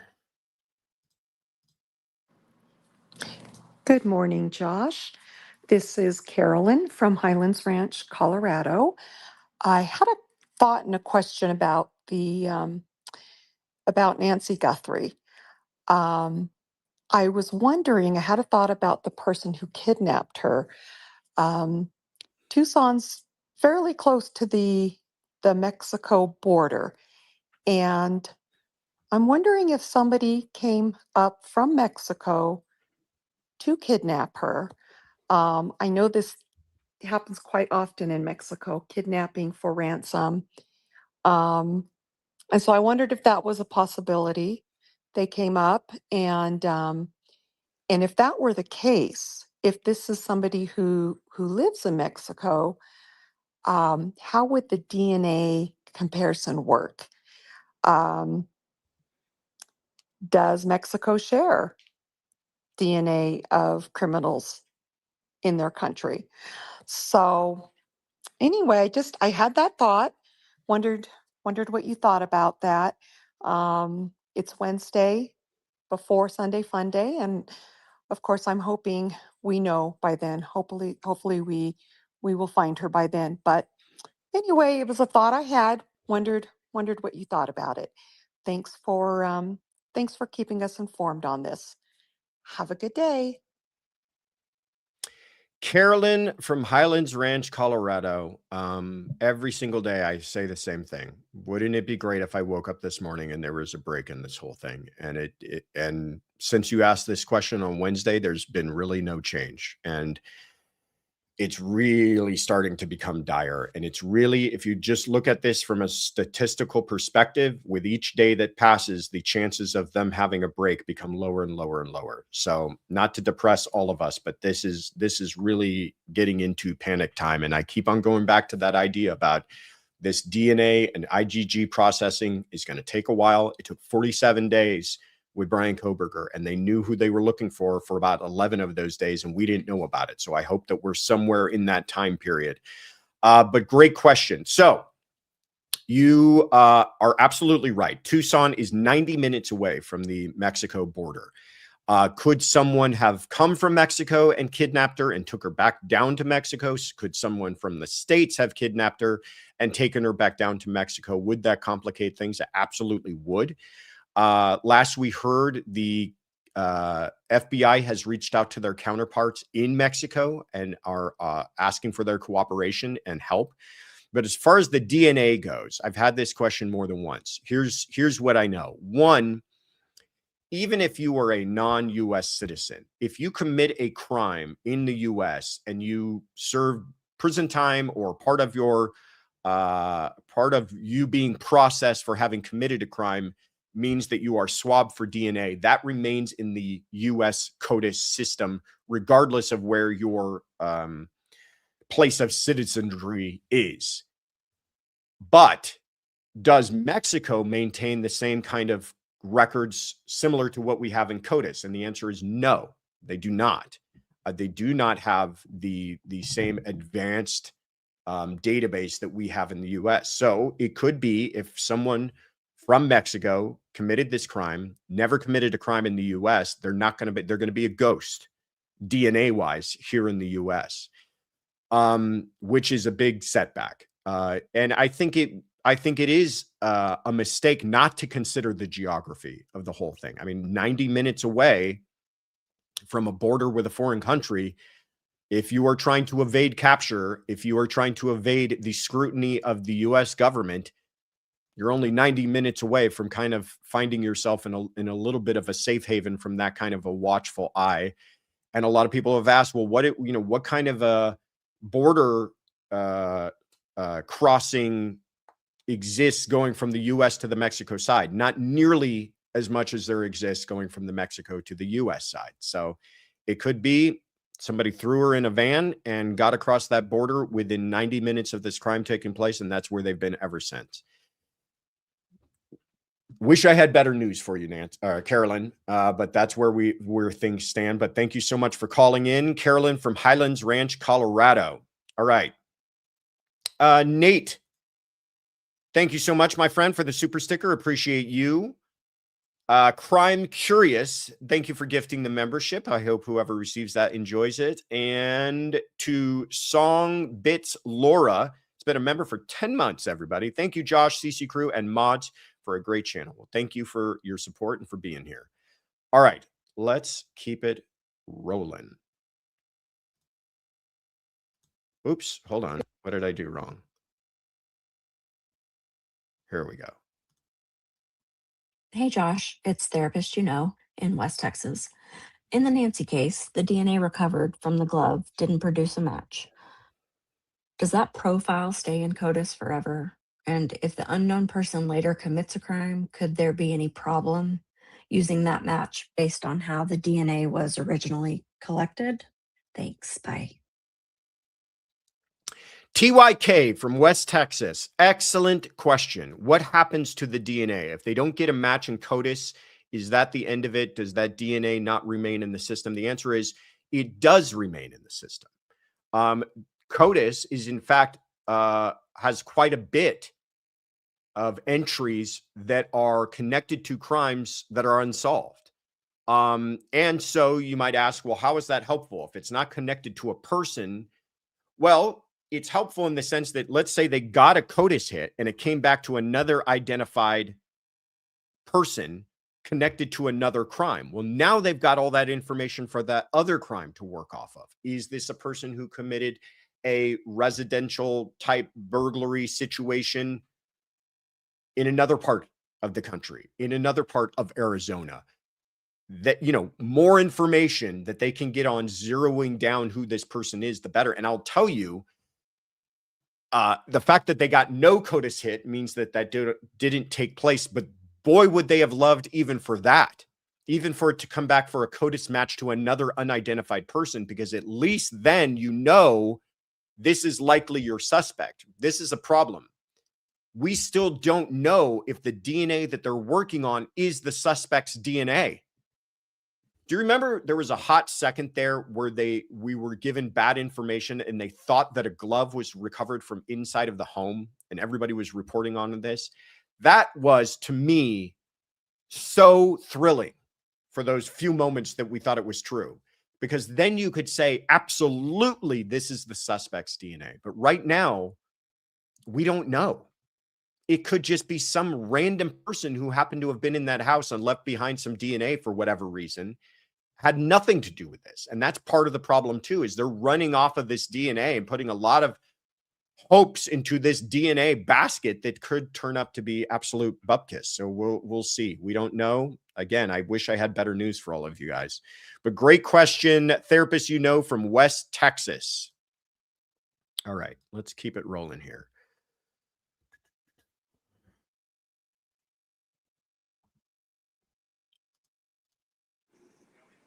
Hi, Josh. It's Monica from Omaha. I was just wondering, can TMZ or Harvey in particular be charged with any type of obstruction or hindering an investigation with all his shenanigans going off over here to the left? Thanks for your time, and I appreciate you down there. Boots on the ground. Happy Fun Day Sunday. Oh, Harvey. Monica from Omaha, Nebraska. Thank you so much for calling in. Great to hear from you. Harvey. Can he be charged with obstruction or hindering? Well, no. I don't think he's coming off all that great in this whole thing. I mean, here's the thing. He is a media outlet. He runs TMZ. They are a news organization, quote unquote.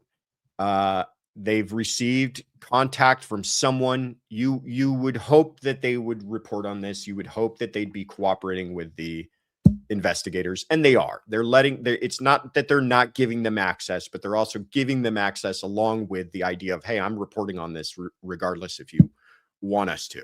And it is becoming a little tiresome because it's like they keep on getting contact from people. They're more than likely illegitimate. Now I think the latest I heard is that he got contact again from the person saying they're responsible.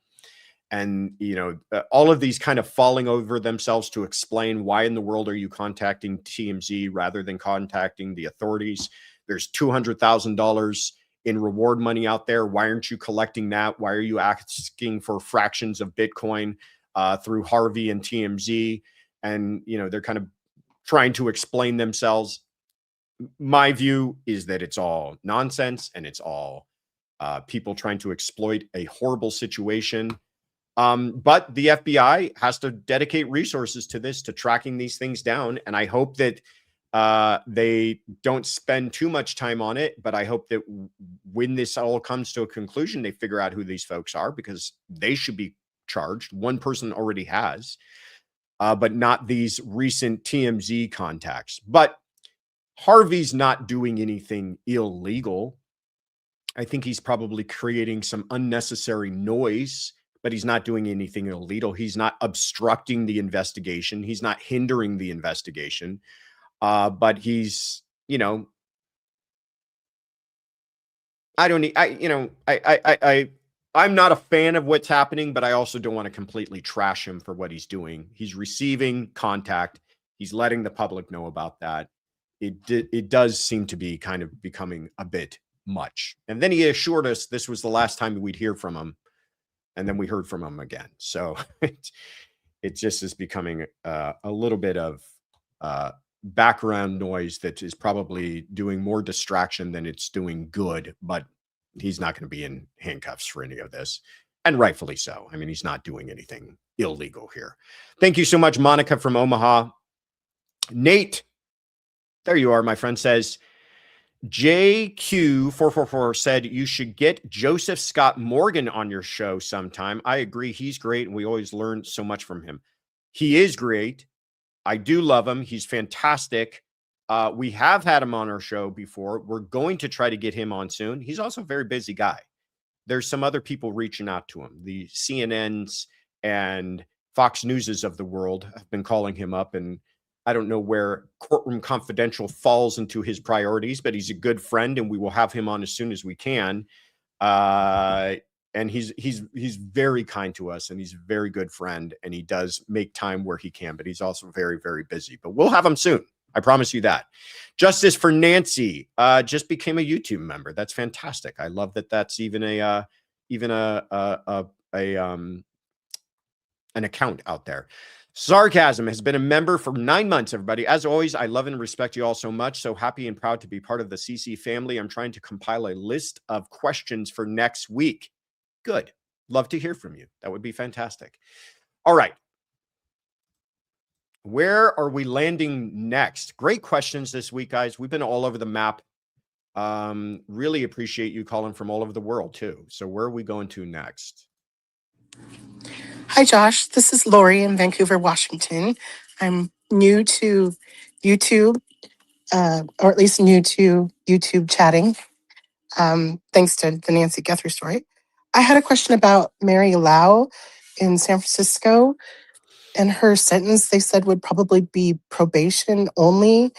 And she had killed a family of 4 going 70 and hit a bus stop, which is just tragic. And I'm wondering at what point does it become negligence and you do jail time? For instance, if you're going 65 and a 55 and you hit and kill somebody, is that an accident versus going 75 and a 55? Like, where's the line? And then if they're using her age as a factor for probation only, shouldn't she be on like house arrest for the rest of her life, or at least for maybe 5 years? It seems like she's getting off easy. Anyway, you're doing a great job. Thank you. Lori from Vancouver, Washington. Thank you so much. Great question.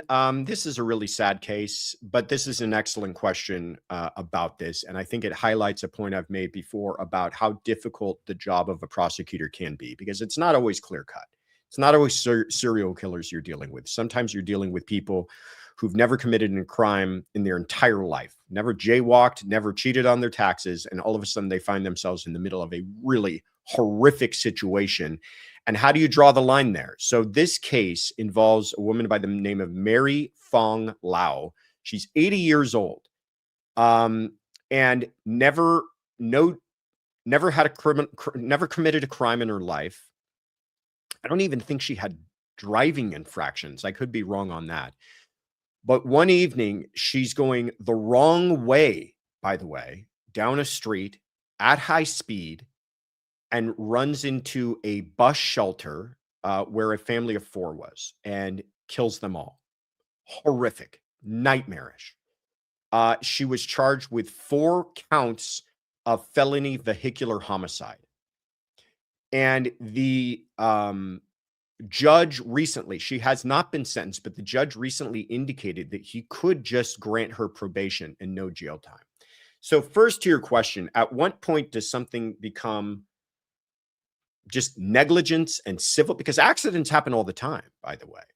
Accidents, horrible accidents happen with people getting injured or killed, and they're never charged as crimes. So at what point does it become a crime? Well, you kind of identified it. A lot of it has to do with, is there something inherent in their driving that makes it, what were they speeding? Were they under the influence? Were they committing some other infraction or crime along with the accident? So usually, you have an accident and it's not really that person's bad driving that even caused the accident, but they happen to be the person that caused the loss of life to someone else. And that remains civil, and it's lawsuits and insurance and everything else gets involved. In this case, you've got her, one with the infraction of going the wrong way down a street, 2 with the infraction of a high rate of speed. And she does kill 4 people. So now you do have a crime, and they've charged it as a crime, 4 felony vehicular homicide counts. Okay, now you've got a crime, Mr. Prosecutor. Now what do you go for? What are you looking for? Are you looking to put an 80-year-old woman in prison? Well, 4 people lost their lives tragically, and it was her fault. It wasn't anybody else's fault. It wasn't their fault. No contributory negligence here. What do you do? Well, the judge took a look at this. She was not under the influence. She had no criminal history. There was nothing about this that indicated any of this was intentional. And the other thing is, she showed incredible remorse afterwards, which the judge highlighted, which is something that should be taken into consideration. Apparently, moments afterwards, she was nearly beside herself, wishing her own death, saying she wished she could replace change places with these people. The whole thing sounds like a horrible, horrible nightmare. And that's where the question becomes about criminal intent. Are we punishing a person who committed a crime and therefore we want them removed from society? Or are we simply punishing someone because this horrible, horrible thing happened, but they really didn't have any kind of criminal intent? Now, I'm going to take the coward's way out of this and say, I don't know if this is prison time worthy or not. I've seen horrible cases where you talk about putting somebody on probation, because does it serve society to take this 80-year-old woman and put her in prison for 10, 20 years? I don't know. I don't know if that really is protecting society. She likely will never drive again. She's likely never going to have a license again. Putting her under some sort of probation that requires all sorts of terms and conditions, is that serving society? Is that justice for this family? Would it be justice for the family to put her in prison? I mean, again, I'm asking more questions than I'm giving answers, because these are the difficult conversations that are being had in that prosecutor's office and with that judge. And ultimately, it sounds like it's going to be up to this judge here. And I guarantee you, he doesn't like being in this position either. It's horrible. It's It's one of these things where every way you look at it, it's bad, and every way it ends up, it's not going to make anybody feel any better. But I will say he hasn't made a decision on this, at least from the last reports I read. And there will be a decision, soon, I imagine. We can talk more about that when it actually happens. But thank you, Lori, so much for calling in, first of all, for being a supporter, and for asking about a question that highlights a bigger issue than just your question itself. Hey, Kathy from Gossip, Rumor, and Innuendo, thank you so much for being here. Happy Sunday Fun Day, everybody. Appreciate you being here and your support. Always good to hear from you. Sue Van just became a member, everybody. Thank you, Sue Van. Welcome aboard. Glad to have you. And Kat H727 just has been a member for 2 months and says, Happy Sunday Fun Day, everybody. Well, thank you so much for being here. All right. Where are we at here? Here we go. Pull it together, Ritter. Here we go.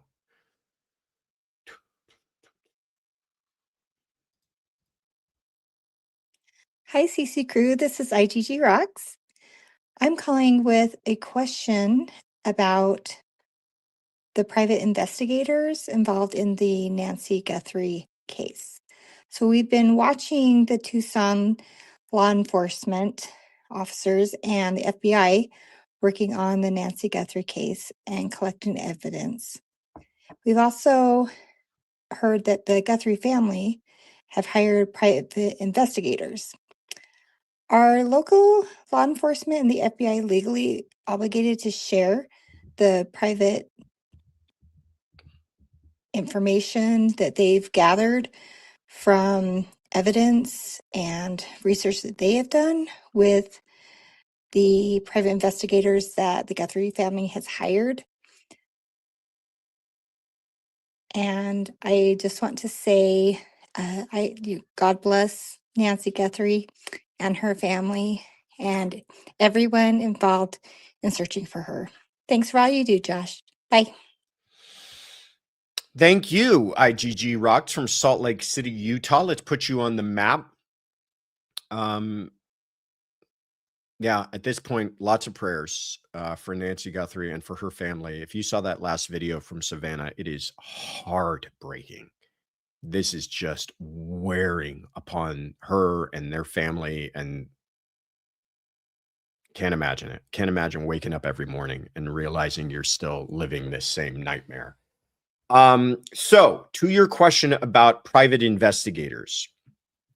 Yeah, well, you did a good job. It's hard for all of us to not really think about this and not kind of break down. I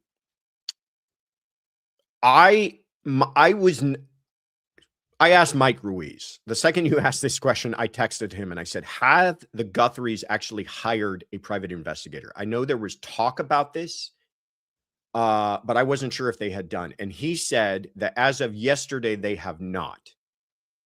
But we can talk about still, what if they did, and how does that usually work? I will tell you this.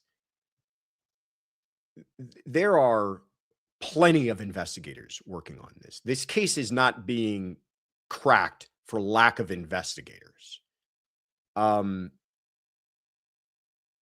It's not like this case is getting zero attention. I've had cases before where people have hired private investigators, and that's usually because they feel like they're not getting attention from local law enforcement.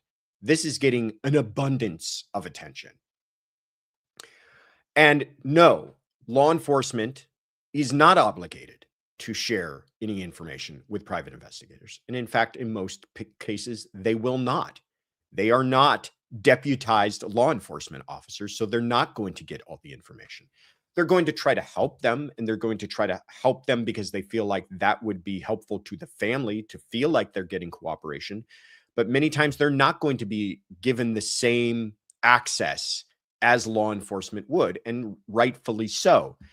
Also, in this situation, I don't know exactly what they could do that isn't already being done. Are you telling me that they need one more person out there knocking on doors? They've got teams of people out there knocking on doors and doing searches. Now, this recent thing we heard about the citizens getting involved in a grid search, fantastic. You know what I mean? Like, that obviously is not going to bother law enforcement, and it may lead to some miracle that they find something new. Great. But if you just got a PI out there trying to, hunt down leads, I don't see what more it could do. And it might actually just cause a distraction where now they've got to deal with kind of the PR of the situation. How much did they share with this person? If they don't share everything, is that going to go back to the family? Is the family going to feel like they're not getting the help and cooperation that they are? My understanding is that the Guthrie family is incredibly appreciative of the FBI and law enforcement. Maybe not everybody in law enforcement, but they're very appreciative of the time and attention and consideration that is being given to this. It's just, it's not leading anywhere. It's not getting them anything. They've made a couple of arrests, which again have turned up nothing. I imagine those people are still under surveillance. Somehow they landed on law enforcement radar, but whatever it was didn't seem to pan out, or at least pan out immediately. So thank you, IGG Rocks. Believe me, we're all feeling the stress and pain and frustration of this whole thing. It's just an absolute nightmare. All right. Let's keep it rolling here.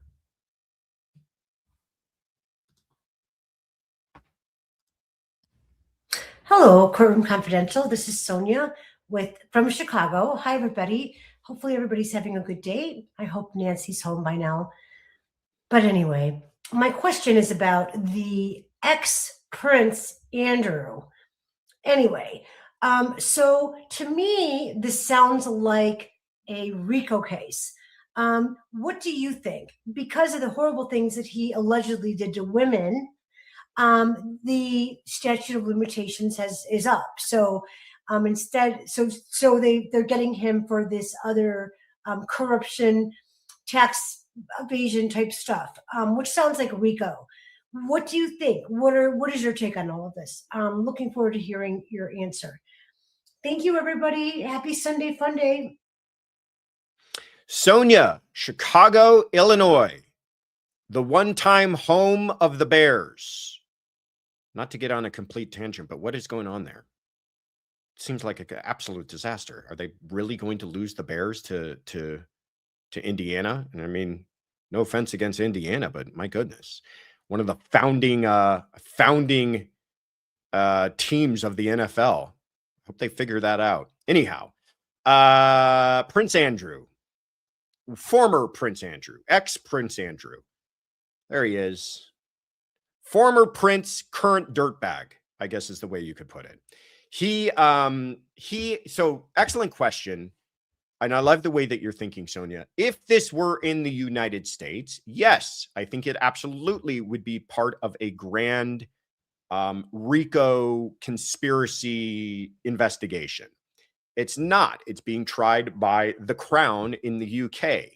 They have charged him with what's called misconduct in public office. So when he was currently still held the title of a prince, he was part of the UK special trade. He was a UK special trade representative, meaning that he had at least a perfunctory role in the government. And during that time is when he had his associations with Jeffrey Epstein. And I hope I can use that name and not get us completely demonetized here. But he apparently had been sharing confidential information with JE.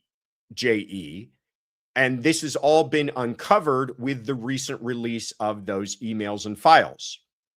So, he's kind of the first to fall criminally. A lot of people have suffered a tremendous amount of reputational harm from being in those files, but Andrew is being charged because apparently disclosed in those files was that he was sharing this confidential information at the same time that he was a special trade representative for the UK.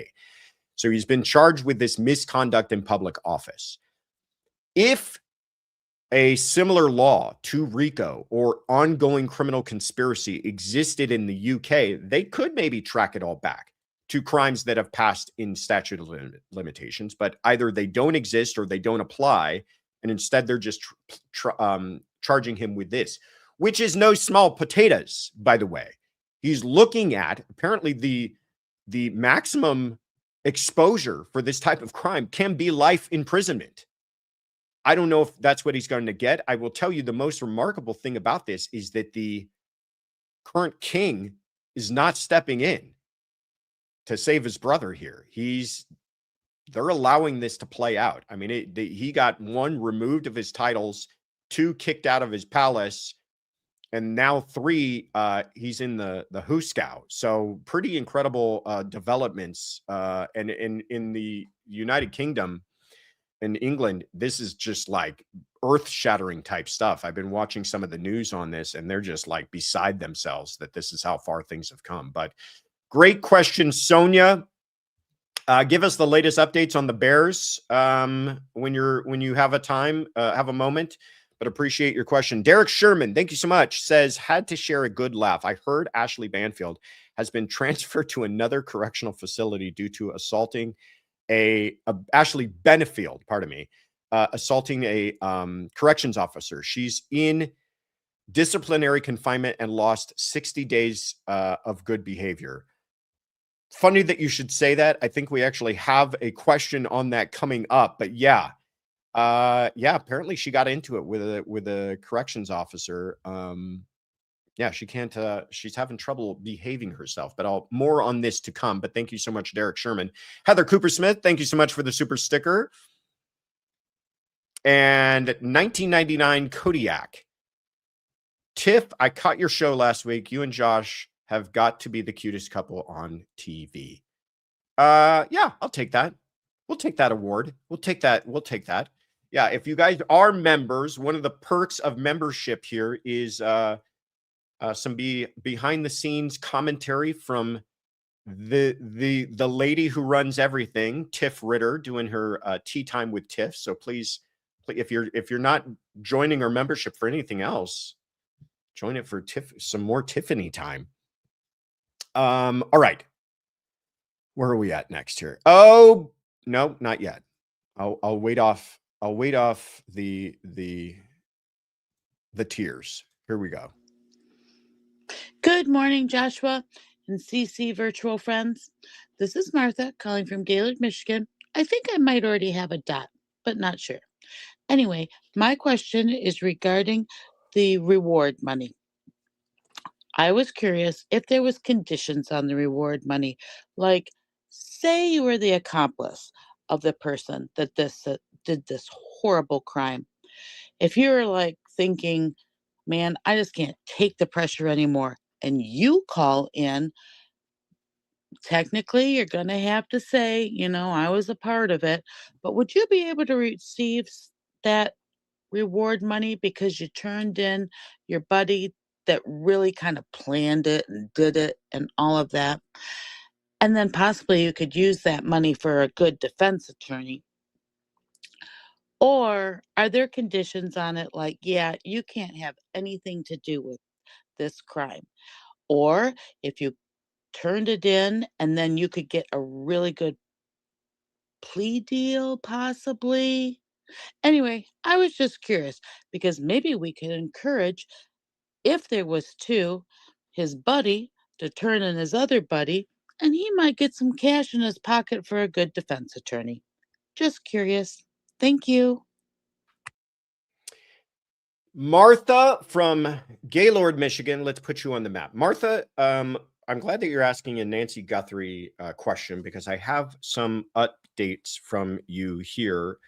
I'm on a group chat with Paul Morrow from Fox News and Mike Ruiz from Fox News Digital that I've been telling you guys about. Here's the latest that they're saying is happening this morning with these searchers, these independent searchers that are out right now. One, they found a backpack along the side of a road near her home, along with another glove. Now, we're being told that the backpack is the wrong brand, but the glove is nearby and on the same search. So who knows if any of this is connected.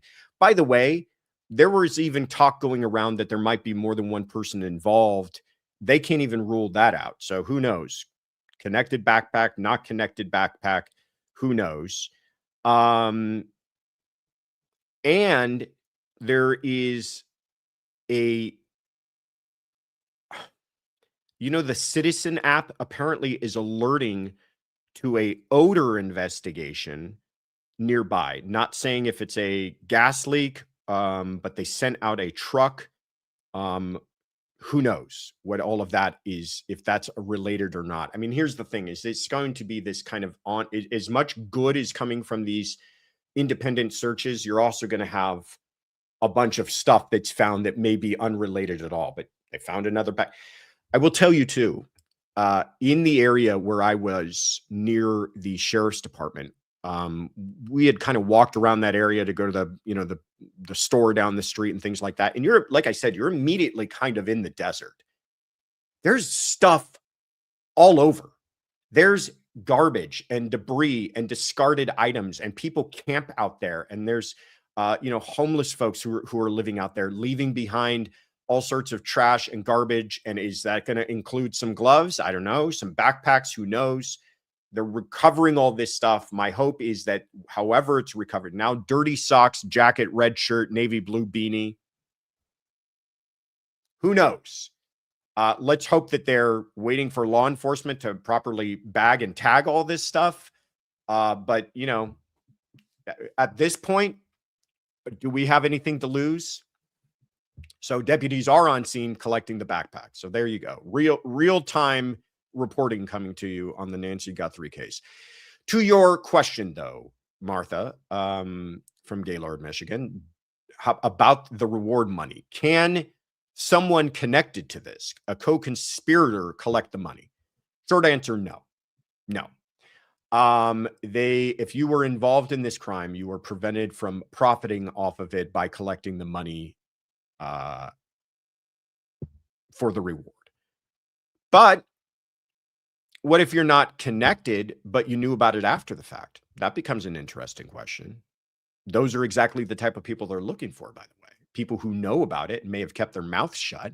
That may be borderline criminal themselves. If they're helping this person to evade capture and decide to change their mind, they might be able to collect it. Certainly, if they're a co-conspirator and they said, you know what, this has gone way too far, they may not be profiting from it, but they can be talking about plea deals and immunity and everything else. I mean, if they get somebody who comes forward and says, listen, I've had a change of heart and my conscience has gotten too much to me, and I want to say that I know I helped him drive, I helped him hide, I did whatever, they're going to offer that person some incentives to cooperate and to testify and everything else, especially if it leads to the capture of this person or the recovery of Nancy. So yeah, no big checks being written, but perhaps saving yourself from lifetime imprisonment might be enough to somebody out there.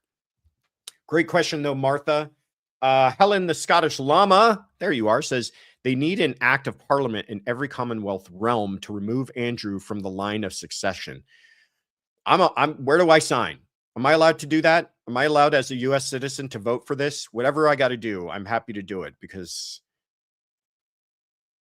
yeah, he's a real piece of work, I think is the word I'm looking for. Ms. J Vibes, thank you for the super chat. Says for the mod coffee fund, keeping those mods awake. And Joy W. Can, thank you for supporting the mods with coffees as well. Appreciate you. All right, guys. Now it's time for the handkerchiefs. We are down to the final three, bringing us home. We've had a great day, though. God, I've talked too much. It's going overtime. Let's get these done. We got to go more. I got to go watch that hockey game again. All right. Here we go. Hi, y'all. Court Dog Daniel here from New Britain, Connecticut. I've got two brief questions this week. Attorney Ritter, first, I saw that the Black Swan, Ashley Benefield, was placed in disciplinary confinement for an alleged assault. If she were formally charged and convicted of assault while incarcerated, could that result in additional time being added to her sentence? And secondly, on Kouri Richins, from the outside, it sometimes feels like there's a significant delay in getting to trial. Without assuming any motive, have you ever seen on either your prosecution or defense side a situation where a client appeared reluctant to go to trial, possibly out of fear or strong and embarrassing evidence that's against them? And how is that dynamic influence the pace of the case? Hope you're catching up on your sleep. Juiced. CDD, one of my dudes from New Britain, Connecticut, always running high on juice. Great questions. First, to Kouri Richins, have you ever experienced a client who is reluctant to go to trial? Let me think. All of them. Nobody wants to go to trial. No one is accused of a crime sitting there going, get me in court. I just cannot wait. I have, now that I say that, there was one client I had who was certainly not trying to delay. When it looked like they weren't going to dismiss the case, then he said, let's go ahead and I'm sick and tired of playing this game. Let's go ahead and go to trial. That was probably the most aggressive from a client I've ever had. And by the way, we won. So he was right. But most to all don't want to go to trial. They want some way out of this. They want some sort of plea deal, some sort of way to avoid prison or avoid a lot of prison. Going to trial is that's when you've exhausted all your options. You got nothing left, because trials can go sideways on you. Trials, even when you think you've got great arguments and great evidence, you've seen what juries can do. It's sometimes just short of a crapshoot on some of these things. So nobody wants to go to trial. Every day, especially those who are out of custody, every day for a person who is out of custody before they go to trial is another wonderful day. And they know that when they go to trial, all of that could end. So, yes, is Kouri Richins and her team delaying? Perhaps, but she's sitting in jail the whole time. But perhaps she's saying, let's do everything we possibly can before the starting gun fires, and then we're off to the races, and then I can't turn this whole thing around. And yes, this was the question on Ashley Benefield that we saw referenced earlier. She did assault a corrections officer. She was charged with battery on a corrections officer. She is not the harmless ballerina that we might have been led to believe. She is, it sounds like, receiving disciplinary confinement, and that'll probably be the end of it, to your question, Court Dog Daniel. But she could be charged with a crime. There are DA's offices where within their county, within their jurisdiction, is a prison, and they get plenty of cases from out of prison, plenty of assaults, plenty of drug trafficking, all sorts of crimes being committed in the prisons. And a lot of those go to trial. I mean, it's not uncommon to have a person on trial for a new case that they picked up in prison, and they're sitting there as already a prisoner doing, 20 years, and now they're looking to tack on some more time. But a lot of these, they would flood the court system if they tried all of them or charged all of them. A lot of them are just kind of handled internally with these disciplinary confinements. They're throwing her in the hole, putting her in solitary for a few days to try to smarten her up. All right. These are our last two questions, everybody. Where are we going?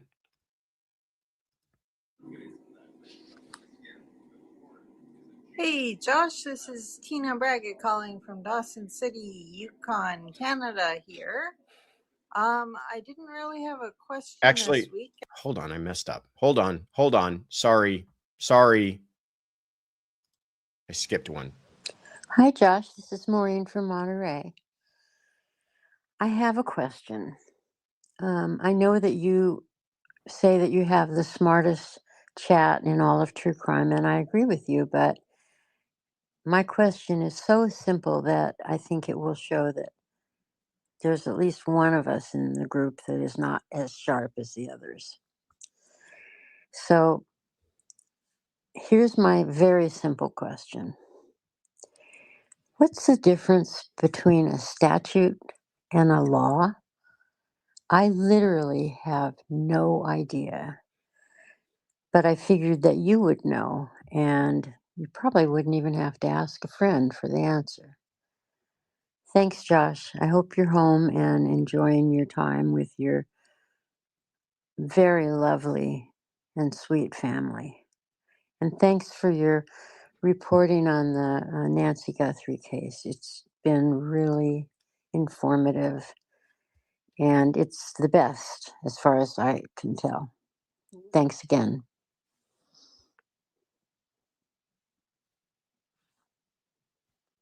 Maureen from Monterey, California. Always love hearing from you. And I love this question. It's something that I don't think about all that often, but everybody should probably understand it. What's the difference between a law and a statute? All statutes are laws, but not all laws are statutes. How's that sound? Laws are just kind of the general umbrella term for a bunch of different things. They can include statutes, which are laws passed by the legislative branch. So the legislators in their infinite wisdom get together and they say, we're going to make a law that you cannot, what can't you do? You cannot, let's think of something that's not all that horrible. You cannot rob somebody, okay? Robbery is illegal. And that's a statute. It's on the books. It's a code in the penal code. But then we have to decide, well, what does that mean? So somebody says, well, it's by taking something by force or fear. Well, what is force? Does force have to be physical force? Could force be something other than physical force? Could force be could that be picking a pocket? Is that force? Do you need force to remove something from somebody's pocket? What is fear? Does fear have to be in the person who's the victim, or does it just have to be objective? All of those things are not written into the statute. All of those have to be decided by case law. That becomes part of our quote unquote common law, which is a tradition of precedent in cases that are also laws, but not statutes. And all of that becomes part of the law. So statutes, ordinances are decided by local, municipalities, all the way up to state and federal legislative bodies. And then you've got alongside of that, interpreting all of this, the judicial branch deciding what those terms mean through a long history of precedent and common law. Riddle us that, Josh, says Court Lurker. There you go. All right, now our last question of the day to close us out. Here we go. Hey, Josh, this is Tina Braggett calling from Dawson City, Yukon, Canada here. I didn't really have a question this week, and I really hope I'm not embarrassing you. But I just wanted to say that I really love your channel. I'm so glad I found it and subscribed. I find your channel very trustworthy and very knowledgeable. And I really appreciate what you do. Thank you so much. All right. Bye-bye. Tina, that is so sweet of you. And what a wonderful way to close this out. Tina from Dawson City, Yukon, Canada. Go ahead and zoom out a little bit more. Way up there. Is that our most northern caller? I think we said this before. Look at you.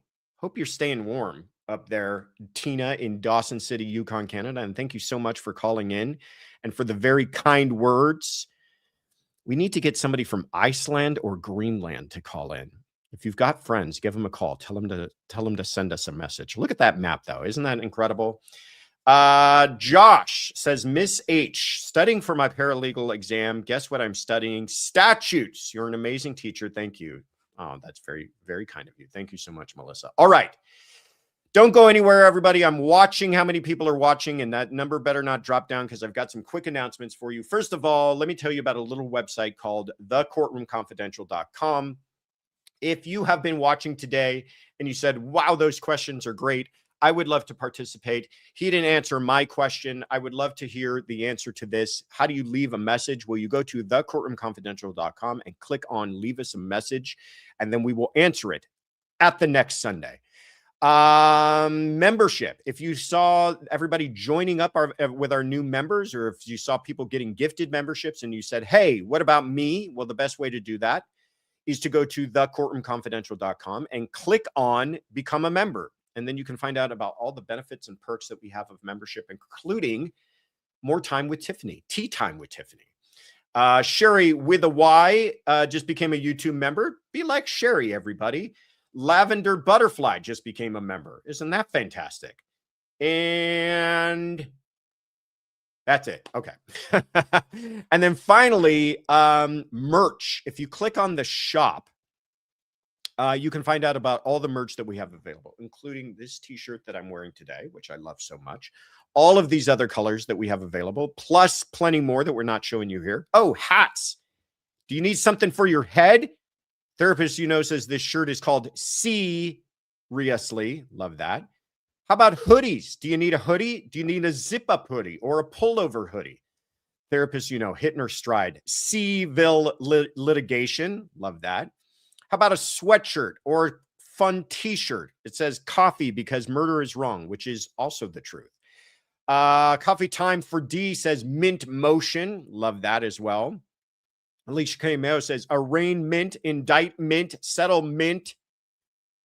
See this? This is what you've all just been waiting for. I feel like you all were just patiently waiting for this point in the entire stream. I feel like you could just skip ahead to this point right here. How about a mug? How about a tumbler? How about pajama pants? We've got you covered. Just go to the shop at thecourtroomconfidential.com.